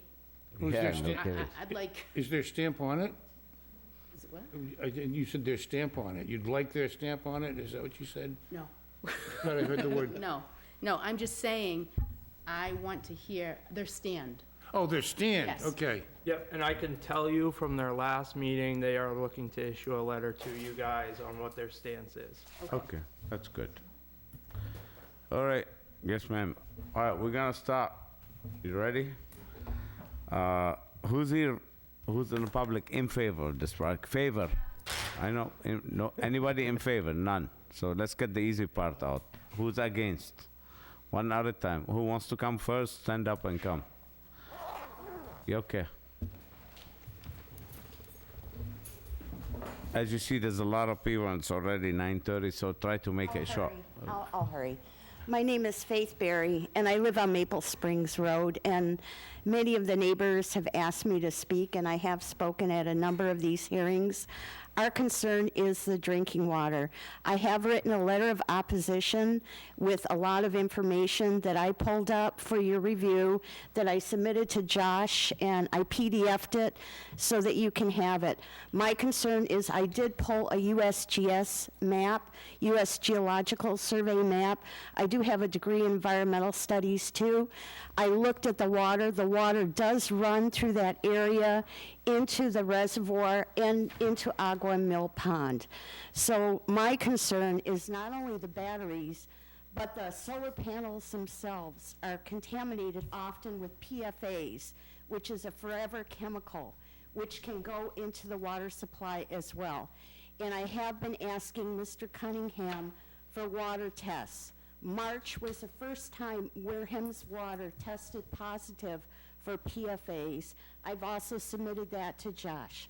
My concern is the cumulative effect of multiple solar farms like this in our community is going to contaminate our water supply. The wellhead, one of two main wellheads, is right there at the end of Maple Springs Road. So that is a concern to me. I was a firefighter, and the PFAS are concerned. I did get cancer, and I believe it was from being affected by these chemicals. And my concern is for our children and our grandchildren. What is this solar farm going to bring to the town of Wareham anyway? We're not getting any extra taxes. We're not getting anything that's benefiting our community here. All I see is it benefits this. Also, as a firefighter, I'm concerned about the battery storage things as well. I used to work for NFPA. My concern in reading through their material was I did not see, as I was reading it, it may be there, that they referenced NFPA codes as far as safety for battery storage. And that concerns me as well. As a firefighter, when you're responding to these fires, if they don't meet NFPA codes, people can be seriously hurt or killed. So, I didn't see that either in any of this. I'm also concerned there are a lot of terrapins in that area, turtles, and I have seen no environmental impact statement. We care about, Wareham has a beautiful, and that's why I moved out here. We have beautiful cranberry bogs and things, and yeah, I'd like to see at least some sort of environmental review of this area, and then I'm going to let it go. I talked a lot. I'm sorry. Thanks. That's it. Thank you for the information. Thank you for your brevity and your information. And I wish you people would refrain from applauding or booing or cheering or anything. It's inappropriate. We don't do it in this room. Just be a little serious. That's good. Is solar like mandated by the state or something? No. So, yeah, the state has issued a lot of best use practices for solar, the National Fire, the NFPA standards for the battery energy storage. I believe it's NFPA 855. They have rigorous standards for the containment of the battery energy storage systems. So my question is that like a 40B project? You have to suck it up? That's my question. Kinda. I'm not familiar because the planning board does. Can our decision be overruled is what he's asking. Yeah, I mean, any decision you guys make can be overruled. I would say the state is, and the current governor is really pushing solar. Mr. Chair, Yes, if you'd ma'am. like me. I think Greg was going to say something. Okay. Mr. Chairman, this is Greg Sampson. I'm counsel to the applicant. Sorry I couldn't be there in person. So under the State Zoning Act, Section 3 does provide special protection for solar energy, and including battery energy storage. So that cities and towns are not allowed to impose unreasonable restrictions except where necessary for health, safety, and welfare. So similar, it's similar to a 40B in some respects, where there's a little bit of a deviation from the standard. It's not an overrule automatically, like there's no housing appeals court. But just to answer the question, there is a provision that requires that solar energy storage be treated fairly. Thank you. Thank you. Thank you. All right. I don't think we continue. There were a lot of people put their hand up when you said. Who wants to come up next? Does anybody else want to speak, or? Whoever likes. Name and address, please. Hi, my name is Kimberly Prindle, 91 Maple Springs Road. So I am completely against this, the solar panel project. I do have a question for the board. Excuse me, sorry. What is the benefit to Wareham to have this large solar panel project? To be honest with you, myself, I get to a point that we shouldn't even have solar projects no more, because it's eating up our land. It's taking up our industrial land, future houses for kids, grandkids. I mean, we have all houses. Kids can't have houses. It's taking up all the land. I was against it, but unfortunately, the state and the federal government makes you have them. This is the problem. You know what I'm saying? So, I mean, I don't think there's a benefit. Electric bill went up last year in December 50% higher. Supposedly solar gonna make it cheaper, but it didn't. So there's no benefit, and it's eating up the land. Is there a eating up- tax revenue benefit, or? Probably tax revenue for the town, yes. But as a consumer, no. For a consumer, no. And like I said, eating up the land, the trees. I'd rather see houses with trees than solar, but that's me. That's my opinion. Has anybody from the board been out to the site to No, see? this is the first time, and this will be a long process. I mean, this is with just the beginning. I know there's another project in town that's been like 4 years. It's been like 4 years in the process. This isn't the easy project, and we usually don't do them. Planning board has a lot more experience than us, but because it's locked in, when they apply, they locked in the zoning, so they come to us. And unfortunately, we don't have a lot of experience, but we're gonna go out and ask questions. Hopefully, we're gonna have counsel. We could, so this is our first step, kind of like a baby step in it. So we're kind of learning it, but there's a lot of fine lines in it. I mean, we could always say no, apparently, and the board denies it, but make no mistake, it's not going away. And I noticed that you all just got those large binders tonight. Yeah. So for this sure. project, that they've already started taking down trees on the site and everything, so. Yeah. Yeah, okay. And I am concerned about the water safety. I mean, something like We all this. are, in this- definitely. In this scale, so. I understand. I'm with you, but I just don't know, personally, I don't know how we're gonna approach it. I have to ask questions when we leave tomorrow, this week, next week, because I have no idea how it works. I gotta sit with Josh, I gotta sit with town council, board's gonna be asking question. I don't know what we can and can't do. Like I said, we haven't done one forever. Back then, when it started, it was so easy and everybody was for it. It was yes, yes, yes. And things start to show up with problems. Then the batteries came in. There was no batteries before. And that's raising a lot of eyebrows. So, like I said, it'll be a long process. And for everybody's here, When we continue the public hearing, you're not gonna get another notification, so you gotta come, we'll tell you the date when they're coming back, so you have to remember this and put it on your calendar if you wanna attend next time, because you will not be notified. It's online as well. Yeah, on this you can go on the town site. website and it's Right. on the agenda. But you won't get that certified mail. All right, thank you. I have a question. Yeah. I was just thinking about the cutting of the trees. Over 5 acres, wasn't there a requirement for a permit? Over yeah, you need a permit when you develop a site plan over 50,000 square feet, Over not 5 acres. Over 50,000 square. When you're doing a commercial project, gas station, mall, store, garage, restaurant, if it's over 50,000, you need a permit before you start going. So But- did she say they started to cut already? Yeah, she did. I don't know. I don't know. Are they, but you see, the thing is, it's a 61A. 61A, that's mean agriculture. They could do things without a permit. You understand? They could approach to the wetland without a permit because it's agriculture. Did they take it out of 61A yet? It's still 61A? It's still 61A, so they could do whatever they want without a permit. They're protected.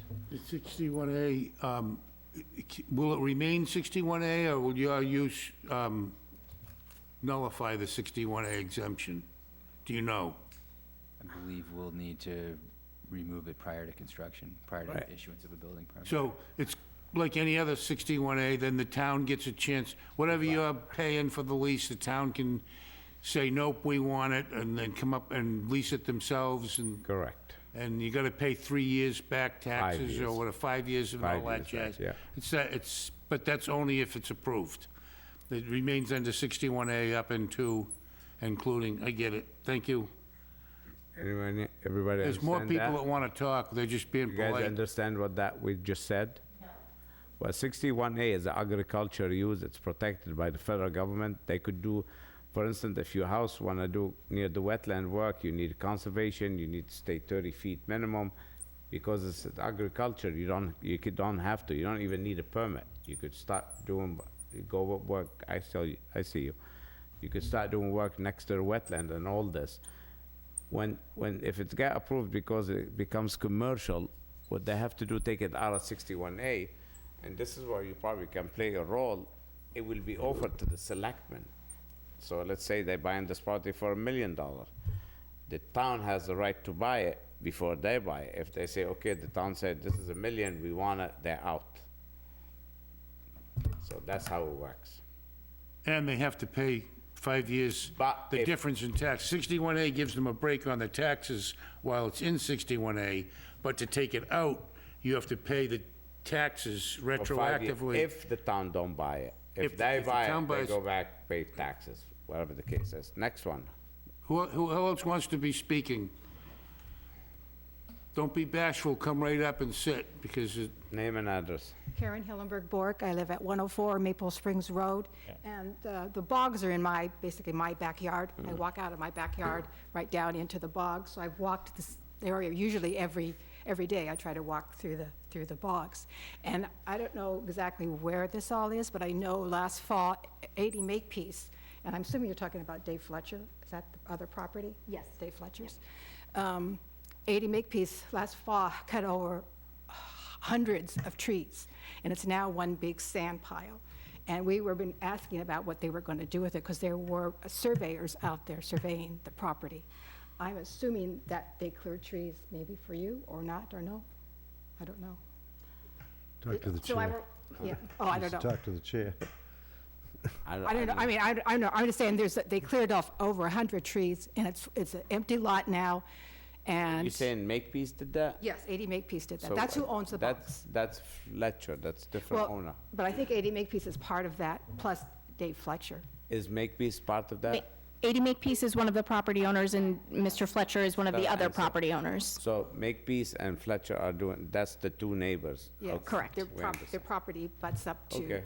to each other. But because they're agriculture, they could cut I know, trees and pile I dirt. realize that now. It was depressing to watch it, but they took it now as just one big, huge sand pile, basically, back there.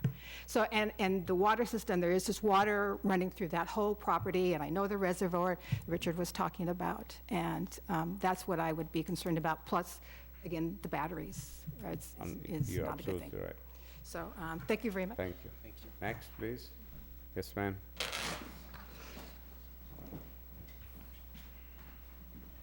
try to be quick. My name is Catherine Harrelson, and I work for a nonprofit organization called Community Land and Water Coalition based out of Plymouth, Massachusetts. I'm just going to make a few comments on this proposal. Thank you very much for hearing my comments. The first comment is that this is an extremely environmentally destructive project. The total land disturbance is close to 40 acres. I believe it's a little bit misleading to say that it's only 16 acres of tree clearing, because as you can see from the last comments, these trees were cleared very recently. I mean, it's only speculation to say that it was in preparation for this project, but the trees on these lots were cleared very, very recently. I have aerial images comparing 2015 to 2025. You can see that these parcels were completely forested in 2015. So the tree clearing on these parcels happened very, very, very recently, and I think that should be included in the estimate of the total land disturbance. Also, there are 25 acres of solar surrounding this project, and so I think that cumulative impacts on the region's water supply should be considered by the board in considering this project. And again, all of those solar arrays were since 2015, so in the last 10 years, that's an additional 25 acres of deforestation for solar just in the vicinity of this project. This project is located within the globally rare southeastern Massachusetts pine barrens ecosystem, one of 3 located in the United States. It's located on top of the Plymouth Carver sole source aquifer, the only source of drinking water for 200,000 residents of southeastern Massachusetts. It's only 550 feet away from the Zone 2 wellhead protection area for the Wareham Fire Water District public drinking water supply well. 550 feet, you said? 550 feet from the edge of the Is project. isn't the Buzzards Bay aquifer runs all through it? Yes, the Plymouth Carver sole source aquifer lies completely beneath this area of Wareham and throughout southeastern Massachusetts as well. One of the panel areas is adjacent to an area mapped by the state as core habitat. One of the project areas is only 850 feet from an area mapped by the state as critical natural landscape, and it's located about 1.02 miles from Mass Wildlife's Maple Springs Wildlife Management Area. There's no information about the last time that this parcel was assessed for rare or threatened species, given its proximity to core habitat and critical natural landscape. I think a wildlife survey would be in order. Also, this project does potentially possess threats to the drinking water of Wareham. I don't believe that this project meets the application requirements of disclosing the natural resource values of this parcel, and that should be examined by the ZBA. The ZBA bylaws one of their missions is to protect natural resource values of the property, and I don't think they've been completely investigated or disclosed, or there's enough information in the application to make that decision. I personally don't believe that Wareham unreasonably regulates solar. Solar is allowed by right on rooftops and parking lots. Wareham is actually very friendly to solar. However, the ZBA does have the ability to regulate solar when it threatens the public health, safety, or welfare, and that should be investigated by this board. My position is that the ZBA should deny the variances requested on this project due to the threats to health, safety, and welfare of the residents. And at a minimum, please continue the public hearing because this is a very complicated project. Thank you very much. Thank you for your time. Let me ask you a question before you go, because you work for the environment and stuff. It's probably off the subject. As I understand, environmentalists like yourself don't like fossil fuel, right? Yes, that's The correct. question is, how are you gonna replace it? Sure, that's correct. My personal position is that we need both forests and solar in order to meet our 2050 emissions reductions targets as well. Forests provide critical mitigation for climate change. Wareham is at threat from extreme heat and also coastal flooding as well. This forest and coastal forests throughout Wareham provide mitigation for known and steady climate change impacts. There's a 2020, I'm sorry, it was either 2020, I believe it was 2024 report by Mass Audubon and Harvard Forest saying that we can meet most of the state's renewable energy needs by avoiding our most sensitive areas and concentrating our solar on rooftops and the built environment as well. Do you think that'll be enough? I can submit the report to the board for a review if you'd like to read it. This issue has been studied by people far more technical than myself. Yeah, but I mean, it seems like having the pie and eat it too, but just an opinion. I mean, I'm all for it, what you're saying, but the question, how you gonna replace it? It's just a general question. I don't understand it. Sure. but Anyway, Yeah, that's correct. I'm not an energy expert. Right. So my background is in water chemistry, actually, but but many different environmentalists are studying this issue. And I can submit public testimony to you, and also the 2024 report, which states what percentage of the state's renewable energy needs can be met by avoiding our most sensitive and critical natural yeah, environments. but if you put it on rooftops and on parking lots, you're still gonna go down the water, down the drain. It's the same thing. What's the difference, in your opinion? Well, so a lot of those, many of those areas will be treated or captured by, in general, just within the state of Infiltration basins, et cetera. will be captured by the water treatment system within the town. Not so much in Wareham if you're on, private wells or Wareham septic. don't have but- private systems, I mean treatment system, Right. for planned for the drainage. So if it goes on your roof, it goes on the streets, it goes in the water. Half a dozen, but thanks for the info Thank anyway. you very much for studying this issue. I Yes, really ma'am. appreciate it. Thank you. I have a comment to make about that, Go ahead. about being on rooftops and driveways and there's no infiltration, but the potential for a future infiltration exists. If you put it on raw ground, it's a lot less. Do you know what I mean? Like, so you're able to capture it when it's coming off a roof or a pavement as opposed to going into the raw ground. Yeah, I understand. But bottom line, it's gonna go on the ground, one way or Let another. it be treated first, if possible. Yeah. Maybe that's the future. Yes. Annie Hayes. Yeah, if you don't mind. Interrupt you for 1 second. Mr. Chair, if you foresee this going past 10, you guys just need to Yeah. take a vote to allow that. Yeah, what do you guys wanna do? You wanna I take move that we stay past 10 to let anybody that's in the room that wants to speak, and... We continue. And We'll continue. Continue the public hearing after everybody speaks. I would like to know who else would like to speak, Who if else there wanna is speak? anyone Raise their else. hand. One. You still wanna speak, ma'am? Did Okay, anyone- you go. So just one. We're good. So we allow one and we call for continue. One person on Zoom who would like to speak. All right, 2 people, very well. And Can me. I have a second on Jim's vote? Can we live it, I want to hear very much from the public, but I would ask that we limit the amount of time to speak, because I'm hoping that everybody will continue to come to these hearings, and we will hear you. All right, it's 10:15, let's call it 10:15, how's that? Is that good? So I'll amend Yep. Jim's motion to 10:15, do I have a second? Second. By Troy, all in favor, say aye, Troy. Aye. Veronica? Aye. Aye. Chris? Aye. Richard? Aye. And myself, aye, Nazir, okay, go ahead, ma'am. Annie Hayes, Farmers Lane. I'm one of the folks who've been on the Fairing Hill project for 4 years, and I've done an enormous amount of research, and I've learned a great deal about the history of what is happening with solar panels and their technology. And to respond to your 2 questions, there's a great need for filtration at a very, very fine level now because of the nanoparticles that are in the coatings that are being put on solar panels to up the wattage. They have super hydrophobic coatings, which allow everything to roll off so there's no impedance from the sunlight coming onto a smudgy surface or a calcified dirt, a little bit of dirt and some water, just building kind of a cement. So these nanoparticles they get down to almost the atomic level. 1 nanoparticle is the size of 3 gold atoms. So it's like God engineering now, and the coatings that are coming out are extremely prolific. And if you're trying to capture a nanoparticle worth of some polymer mixed with a metal, that can slip, and they're finding it in the carotid artery, they're finding it in placentas, it's in every bit of the planet. They used to think they were just dealing with microplastics, which is a certain size.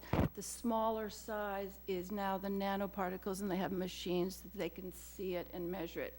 So that 1-liter plastic bottle that we heard about 2 summers ago, or last summer, that was supposed to be something like 240 nanoparticles, turned out to be 240,000 nanoparticles. a few months later in the fall, they said that 90% of those microplastics were nanoparticles, down to that tiny, close to atomic size. So you try to filter that out. You're not going to do it in a catchment basin, that's for sure. And I have 3 solar panels arrays that I've put on buildings, and mine currently in Wareham is on the barn, and I've asked that very question. It's going into the soil, but you can certainly do a lot better treatment if it's coming down your gutter pipe instead of going directly into the aquifer. And when you hear about the sand that's there, that sand probably is only 4 feet away from the aquifer. That's the legal limit. They've changed it to 5 in the Cape because they've had so much trouble with the PFAS. But the reason it's 4 is because a septic tank is about 4 feet, and if you sell that land, you have to have enough space before the aquifer for a septic. There's no septic, there's no forest, there's no leaf litter, there's no canopy. There's no sand in a lot of the places where solar's been, the sand has been stripped down, sometimes 20 feet. That used to filter the water before it hit the aquifer. Now it's a clear shot, and where you see they've tapped into a reservoir on these projects, that's the face of the aquifer. The bogs virtually are the water table, the aquifer. And so totally accessible to anything that is coming off the panels. They used to say panels, oh, you can't degrade a panel. I have piles of literature about the studies of the degradation of panels. You get a crack, you get some moisture infiltration. Heat damp is a whole different thing. Salt water working on the panels. 25 years of panels is 1,330,000 hours in all kinds of weather. We're now getting up to 110 and down to -10 perhaps. We're getting wind, I could smell the salt water from my place this morning. So we have conditions that are creating corrosion, intrusion, and all kinds of circumstances where just the tiniest little bit of a coating can escape, get into the water, and then it's already in our bodies. We've already read about microplastics in our brain. The science is outrageous, and I'd be glad to send some to you. The one thing I want to say before I quit is that Milos Polosevic, who is an expert in fire situations from Worcester Polytech, I think, right? He came to the planning board, our last meeting, and spent about an hour, it's all on videotape, discussing what can happen with a solar battery fire, all of the variables. Every product is different. What you won't hear from these folks, and what I had to get a FOIA to try to track down for all the panels that are already in Wareham, these are all the projects that there are no plans. You don't even know the model, the make of the solar panels. There was one plan that I researched, Jinko panels. They had the name and the model. And when I researched it, 2015, they were using anti-reflective coating. That's so that, I'm getting this, the surface of the panel isn't going to bounce the light off. It's going to bring it more into the panel again to increase the wattage. So Milosevic was really good, and today I called, or today the fellow at the fire department who does the permitting, forget his name, Catlin maybe. I'm going to send him that videotapes because he was very interested in seeing it. This is a guy from Worcester Polytech who knows his stuff, knows all of the regulations, went through everything. Said that sometimes you get a fire department that just sort of whips out the permit. You know, that's their prerogative or that's their lack of information or whatever. Fortunately, the fellow I talked to today is really interested in this information. So I would be happy to send you the link as well if you'd like it. Thank you for your time. You're welcome. Thank you. I think there was one more lady or 2 more people that wanted to speak. Yes, sir. Just in under 15 seconds, just to address, I think, a lot of what Ms. Hayes spoke about in at least one of the person has mentioned tonight about the microplastics and the PFAS. None of the equipment that we use, or none of the equipment at least that we would use, contain PFAS, and we would be more than happy to provide the spec sheets that demonstrate that, or accept a condition that we cannot use any solar modules or equipment that contain PFAS. I mean, I'm sure it helps if you can provide us with that. Just wanna, I know that's a lot of the concern about things that could break or leach or get into the water, but we would agree right from the beginning to not use any equipment that contains PFAS. Joseph Still, current select board member and previous conservation member. Before I get started, I'm not speaking on any board's behalf tonight. I'm speaking in my own capacity on this. I do have some insight. We heard conservation's decision about that denial ultimately, Veronica and Richard. I have some insight on some of the viewpoints as a previous Concom member. If the board would like to hear it, I can give you it. Did you say the Conservation Commission's denial? Well, ultimately, when there's no decision, there was a denial. I can give that insight to any other member, but I'm asking the board if they would like it. I thought when there was no decision, it was a constructive. I'd like to, called? I'd like to hear it. So under planning and zoning, constructive approvals are recognized as the board taking no action. Again, because this project needs state permitting, they have to now appeal to the state for something that's called a superseding order of conditions, and that's the state issuing an order of conditions. So it's effectively a denial. Pretty In order much for them it's to a go denial. forward, they need to go to the next level. Yeah. I just wanted to be, yeah. And I would say we've never had a member of conservation come here willing to give us a lowdown of what Well, I'm happened a at the meeting. previous I'd like to hear it. conservation longer- member. he's no I'm no longer on that committee Okay. as I'm on select board, but I am not speaking on Yeah. any board's behalf, select board or conservation. But you know what, I do know what gist was conspired from going that on. day, and I can offer some of that insight if the board would like it. That, in zoning and planning, if you get denied, you appeal it to the court. In conservation, you go to the state, to DEP, get a superseding orders conditions. So they come in and they say, okay, we supersede the town and we can give you the permit or don't. Then you go to court if you're not happy. So it's another. My understanding, you one guys more did step. send the appeal into the state, right? All right, what you say? The applicants did appeal to the state? That's correct. Right, they appealed for superseding order. There was also a long list of conditions that conservation ultimately couldn't get on the project because of the denial. I'm not sure if the board has seen those yet as well. It's the first time we see that project. I mean, that's a lot of information to digest. Certainly is. But, go ahead. Josh, is that the information you were going to provide to us? Yep, so the Conservation Commission is working on that. We're just waiting for them to sign off on it before it comes to you guys. Did you have, But I can offer some insight from that meeting if the board would like to hear it. Does the board wanna hear it? I would, but everybody else. We'll give you a couple of minutes, go ahead.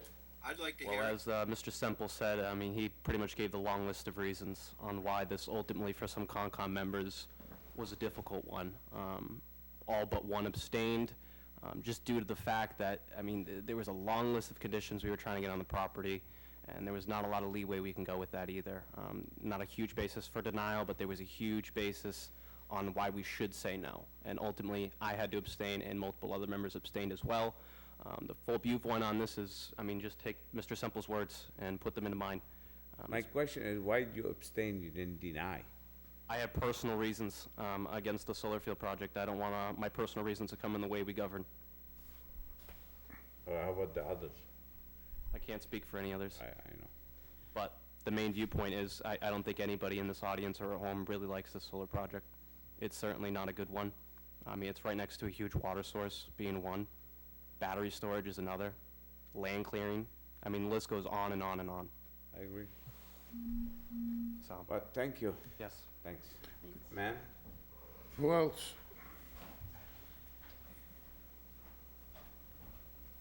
You've been patiently waiting your turn. My name is Lisa Richardson. I live in Marion, 416, but I have property, which is why I received the letter about the hearing. And I was just curious as to, if I own property, why am I not considered one of the owners that has been consulted for this project? You own a property where? Next to that? 0 Plymouth Road, and I don't have my book with me. We So have- you're saying they using your property to build on it? That's what you're saying? Or you're a neighbor? You're a neighbor? Well, it says located at 0 Plymouth Road. Well, I have parcel there, and I haven't brought my book to so I could cite what I own, but I have quite a few parcels, and I'm just stunned that, can it just be taken away? Let her finish. Go ahead. Sorry, this project is not likely sited on your property. It's just the fact that many parcels can have an address of 0 Plymouth Road because there's never been a use associated with them, so they were never given a real address. So you likely own a 0 Plymouth Road, 80 Makepeace likely owns a 0 Plymouth Road. What you would really want to look at is the map and lot references of those properties. But I think the applicants can certify that this is not being built on your property. Yeah, I could guarantee you it's not on your property. Okay, well, and hopefully the Lord won't allow it to be built. Thank you. You're welcome. Somebody All right, on, there's somebody Zoom on. online, I think there was somebody online that wanted to speak. Am I, pardon me? Mr. Jim Muniz. Muniz, he's already, or is he speaking again? He's speaking again. Okay. I'm letting him in now.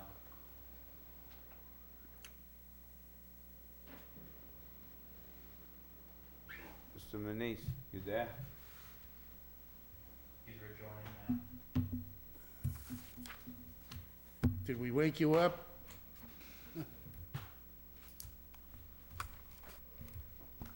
I don't know, maybe, It takes some time for him to get switched from an audience member to a participant. It's the capability of Zoom to make that Zoom? transition. Yep. He's in now. Yeah, hello, Jim Manise here, Cranberry Highway. It takes a little while for them to let me in as a panelist so I can speak, so I apologize for that. no problem. I would just like to know if, and I looked at the record that was online, and has there any documentation been given to the zoning board or presented showing either a lease or control of the property by the proponent? I couldn't find it online, nor at the Registry of Deeds an agreement for the lease of the property. I think that's a requirement to be shown before hearings are held related to projects, showing you have control of the property, or control over an agreement. That's just a simple question I'm asking. I think isn't the owners applying for the permit, not the company who's gonna put the solars, right? Mr. Fletcher and Makepeace applying for the property, right? They listed as the applicants, or? I believe that 0 MSR was listed as the applicant. Correct. The owners had signed, I believe, the application form. So when they do a ground lease like this, Mr. Manise, it's always subject to permits, and then they come into a legal agreement that the applicant can work directly with the board and present their case, but they're only Right. obligated to fulfill the lease and record it at the registry if indeed the permits are granted or they reasonably expect them to be granted.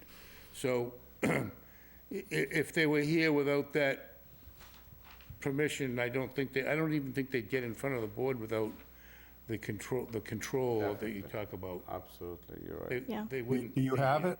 And Mr. Chair, both owners did sign the application. All right. The forms are in the Take an package. answer, Mr. Manish. She has Excuse control me? of it. All right. Anybody, is Mr. Manise done? I guess so. All right, Thank you. Thank you. Anybody else? I've got a couple of Yeah, questions go or ahead. statements. So,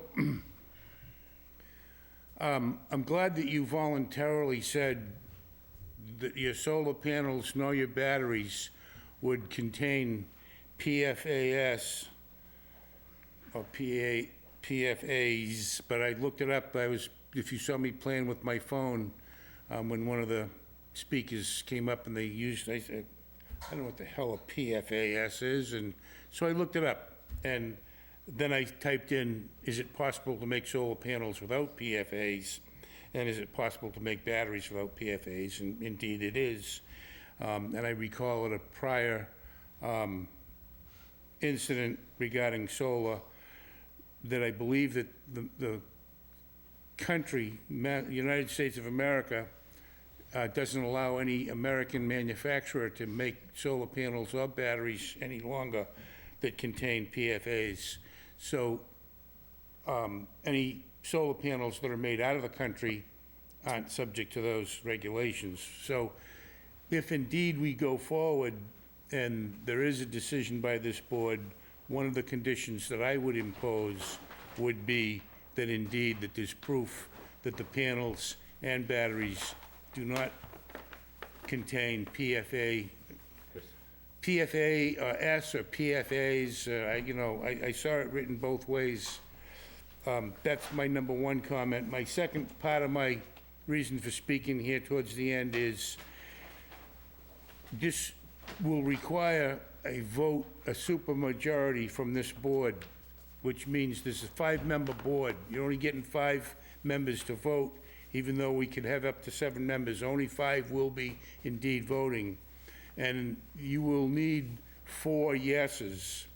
It's already been indicated, I kind of picked up on it when Mr. Semple was speaking, although I wish he was a little more direct. But it's already been, I already have a suspicion that you've got 1 no already. And if I, at this moment, looked to my left and my right and thought that somebody on the board was as adamant as Mr. Semple, the only reason that we would go forward would be to tie up more of your time and waste more of your experts' testimony and billing time, so that it would be that much longer before you could appeal denial, but you're ultimately going to get denied. So if indeed we have 2 members that are adamant to say, to kill this, I would just as soon know that sooner rather than later. Not that I want to expedite your appeal, but I don't want to spend a lot of time learning about solar panels if indeed we have 2 members of the board that would be willing to vote no, then you might as well move on to the next step. Appreciate you saying that. I would just reply to that and say, we're here in good faith. I understand that. All we ask for is a fair shake with you, and the application materials that we've given you and everything that goes along with it was not meant to be death by paperwork. We have a lot of information in there. We're happy to share other information, and we're happy to answer any questions that you have, and we want to let the facts and the benefits of the project speak for themselves. Yeah, we just ask for 2 things: that we get treated back in good faith, and that, to your point, if there's another member, that we get that fair shake and we get it quickly and efficiently. Yeah, I mean, we've got, it's apparent to me we've already got a nay. If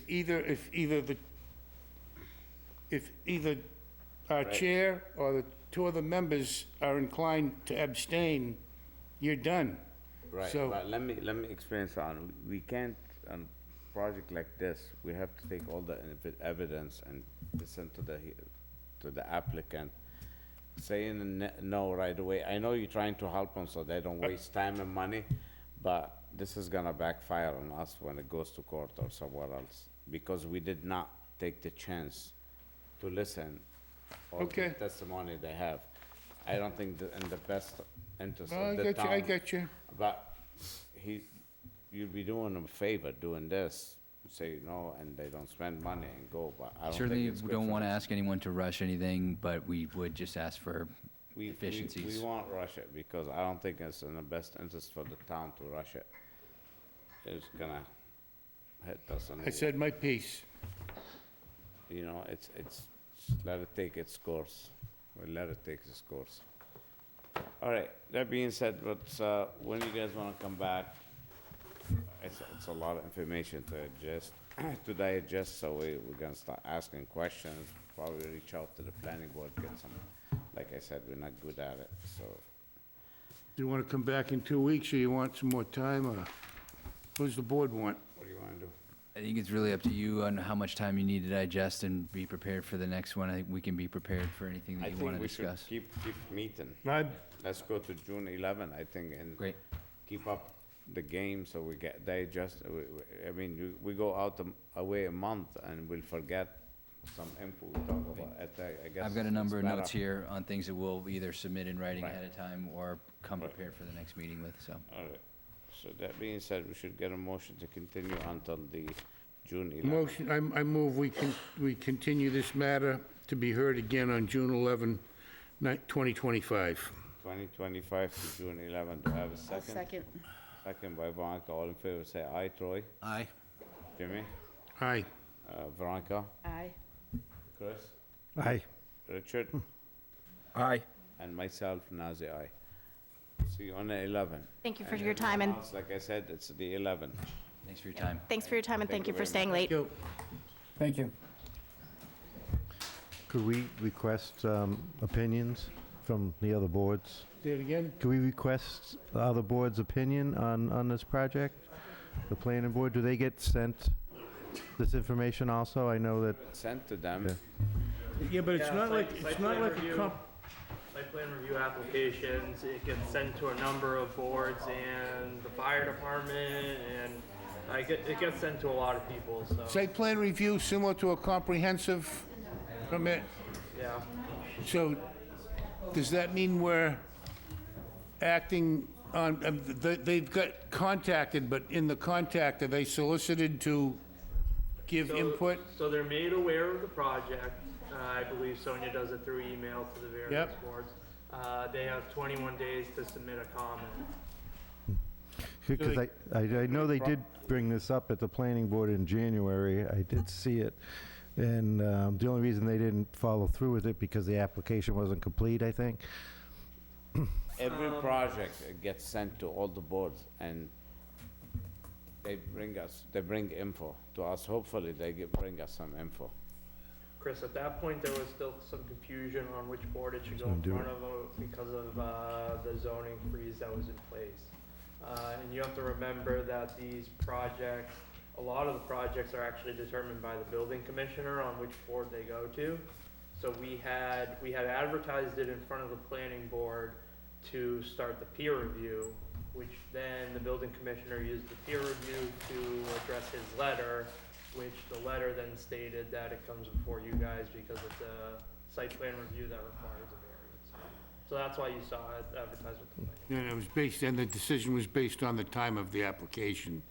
The application came in prior to the zoning change, No, the no, bylaw no. change. A definitive subdivision plan was approved, which created a zoning freeze. Zoning freezes are good for 7 years. So that's how they got under the 2019 bylaw.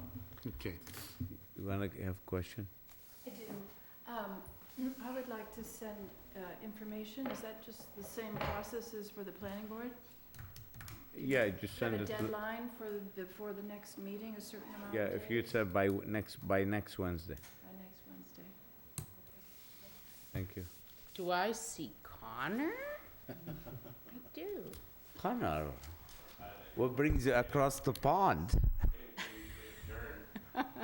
Why? Yeah, 10:15. Thank you guys for having me, and thank you for volunteering your time, because as you can see tonight, it's definitely a labor of love. Well, I 10:15, and we appreciate haven't you adjourned, and we staying. have You one more stayed item on whole the agenda. thing. One last one. I'll make a motion. what was this other thing on the agenda? We're not done. I make a motion to continue for another 5 minutes, Okay. maybe 7, We'll vote for, as necessary. Oh, letter of support for grant applications. What grant applications? So I make a motion to continue because it's now 10:15 and we've only extended our time till 10:15. All right, 5 more minutes. Do I have a second on that? Second. Second, Veronica, all in favor? Troy? Aye. Aye. Jim? Aye. Aye. Richard, I'm sure you aye. Aye. Okay. All right, what's that, Josh? Yeah, I'll speak to it. Just give me 1 second. I just want to. Discussion, possible vote to submit letter of support for grant applications, the grant applications for another intern?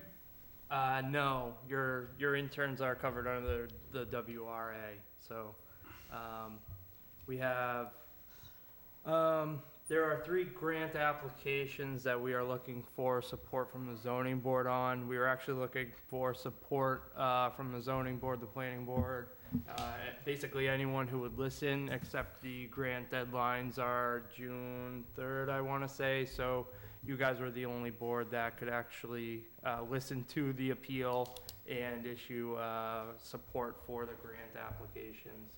I'm just trying to pull up in my email the exact nature of the grants. But these are grants that Mr. Buckland has been working on, and getting a letter of support from the zoning board to apply for these grants is what we are looking for tonight. And I would love to give you more information on the 3, I just can't pull it up right now, so my Yeah. apologies for being. Do you have any cursory knowledge of what the kind of grants they are? Like, is it to buy bicycles or? I want to say that, Connor, are you aware of what, they went in front of the WRA? I'm aware of one of them that's for vacant storefronts in downtown Wareham. So basically, any storefront that's been vacant for 6 or more months would qualify for the grant. Yep. And basically what it is it gives tax credits to the businesses that move into the vacant storefronts. So it's really primed for businesses that are ready to expand, because this state allows for up to $50,000 in tax credits to be applied to their bill for the 2026 fiscal year. So it's not really for like a mom and pop to start their business in there, because then they wouldn't have the tax bill at the end of the year where they could actually use the credits. So yeah, basically that's one of them, is applying for the use of $50,000 in tax credits from the state. That's one that I'm But aware of. the tax credits have to be used in 1 year or several years? They have to be applied during fiscal year 2026. So the $50,000 is not for one business, it's for the entire. Oh, okay. What is Main Street for us. It depends how However many people ask. businesses. Exactly. So, Okay. I mean, it could be one, I don't know, Walmart wants to take over Carl's floor coverings, and sure, $50,000, go for it. But what the plan from the planning department staked out essentially was 5 or 6 different houses. That- So that- would be split up. That's a great idea. I think, About 10 grand. I think I know a place where Walmart could have a place where people could pick up their orders, order the stuff online and go pick it up on Main Street as a pickup center. That would be a good use at the downtown area. And the Any- grant is for the renovation of the building? The grant is strictly just to be in for it? use Tax of tax credits. If somebody goes into a vacant No, building, but- Generate this win-win scenario where the Is there anything they have to do to get it, other than move into the spot? Like, do they fix the facade?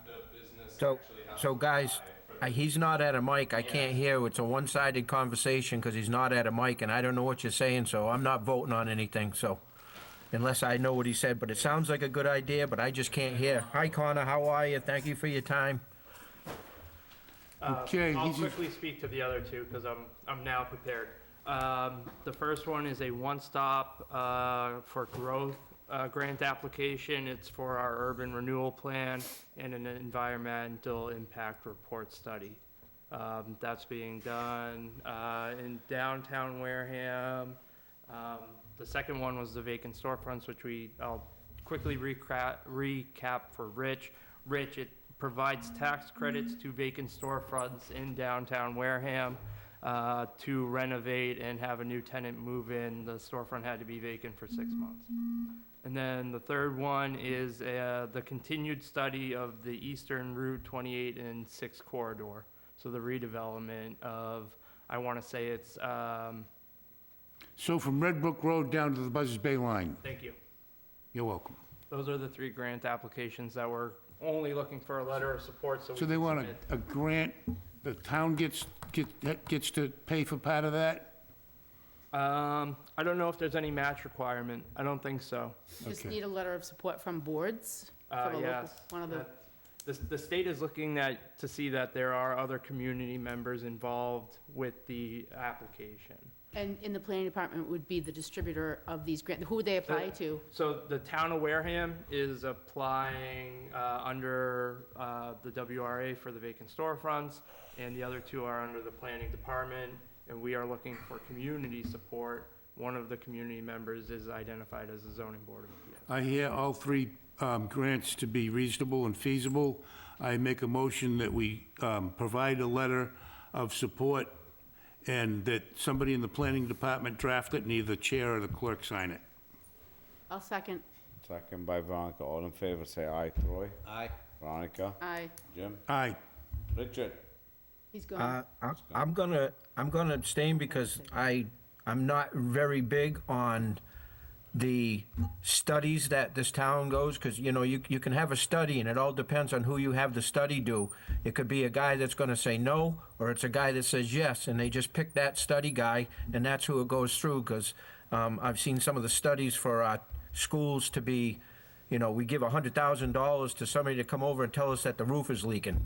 So, I'm sorry, but I couldn't understand the It's okay, most of it Richard. that was being said in a hurry, but anyway, I'm just gonna abstain on it. You guys can vote any way you want, but.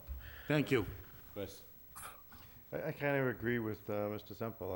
I'm not for giving grants for impact study for this right now. We can separate these, right? The letters, or are You they all can, together? but I would emphasize that this is money that's not being put up by the town, so really there's no burden on the town. We are applying for these grants. Well, the routes 28 and 6 corridor, we've already applied for grants. We've already seen money. That study has already started. We're just trying to progress it to the next phase. The You better vacant, to have the state pay for it than us. Absolutely. the vacant storefronts Wow. is something new that we're trying. Better to have the state pay for the study than us. Right, so I'm in favor. So you got 4-0-1. Abstain, Mr. Sample. We already voted, right? Oh, all right, then I'm not gonna. So Yeah, you got- I'm No more not, explanation needed. no sense waxing redundant, you know, unless somebody wants to rescind their vote. My question though was, I know I just how want to this- ask, I thought Chris wasn't in favor, but that's just me. He's not, but we only 5 voting members. He's not a You're one of the voting 5, Oh, you that's right. abstained, I'm the other sorry. 4 said yes. member. Because that's gotta go to the state, Richard, so it's gotta be 5 members. All right, Yeah, so and 4-0-1. that's Mr. the Sample state that abstain. approves everything, like solar panels on top of our aquifer too. Sorry. What- You gotta use them for what they're good for, not just what they do to us. So for storefronts, my question was not about us applying to the state. My question is to the public applying to Wareham. Who do they apply to for that grant for the storefront? What if I wanna open my business on one of the storefronts? What committee do I go to? I would think that there would first be approval from the state to the planning department to say, yes, you can use these funds, and then the public outreach starts from our side. But her question is, when you say, okay, this is what we're offering, where do they come and say, I want to apply for it? Community Yeah. development, I think. You got community development, right? Yeah, Would be with the redevelopment authority, since they. WRA. Yep. oh, okay. Okay, now can I make a motion to close? Yes. I second Okay. it. Second by Jim, all in favor, say aye. Troy? Aye. Aye. Aye. Aye. Richard? Richard, Aye. And Thank I you. myself. Good to see you, Connor. Thank you for all your help. Likewise. Hopefully I see you soon. What, Richard? I just thank Connor for his time being on the board.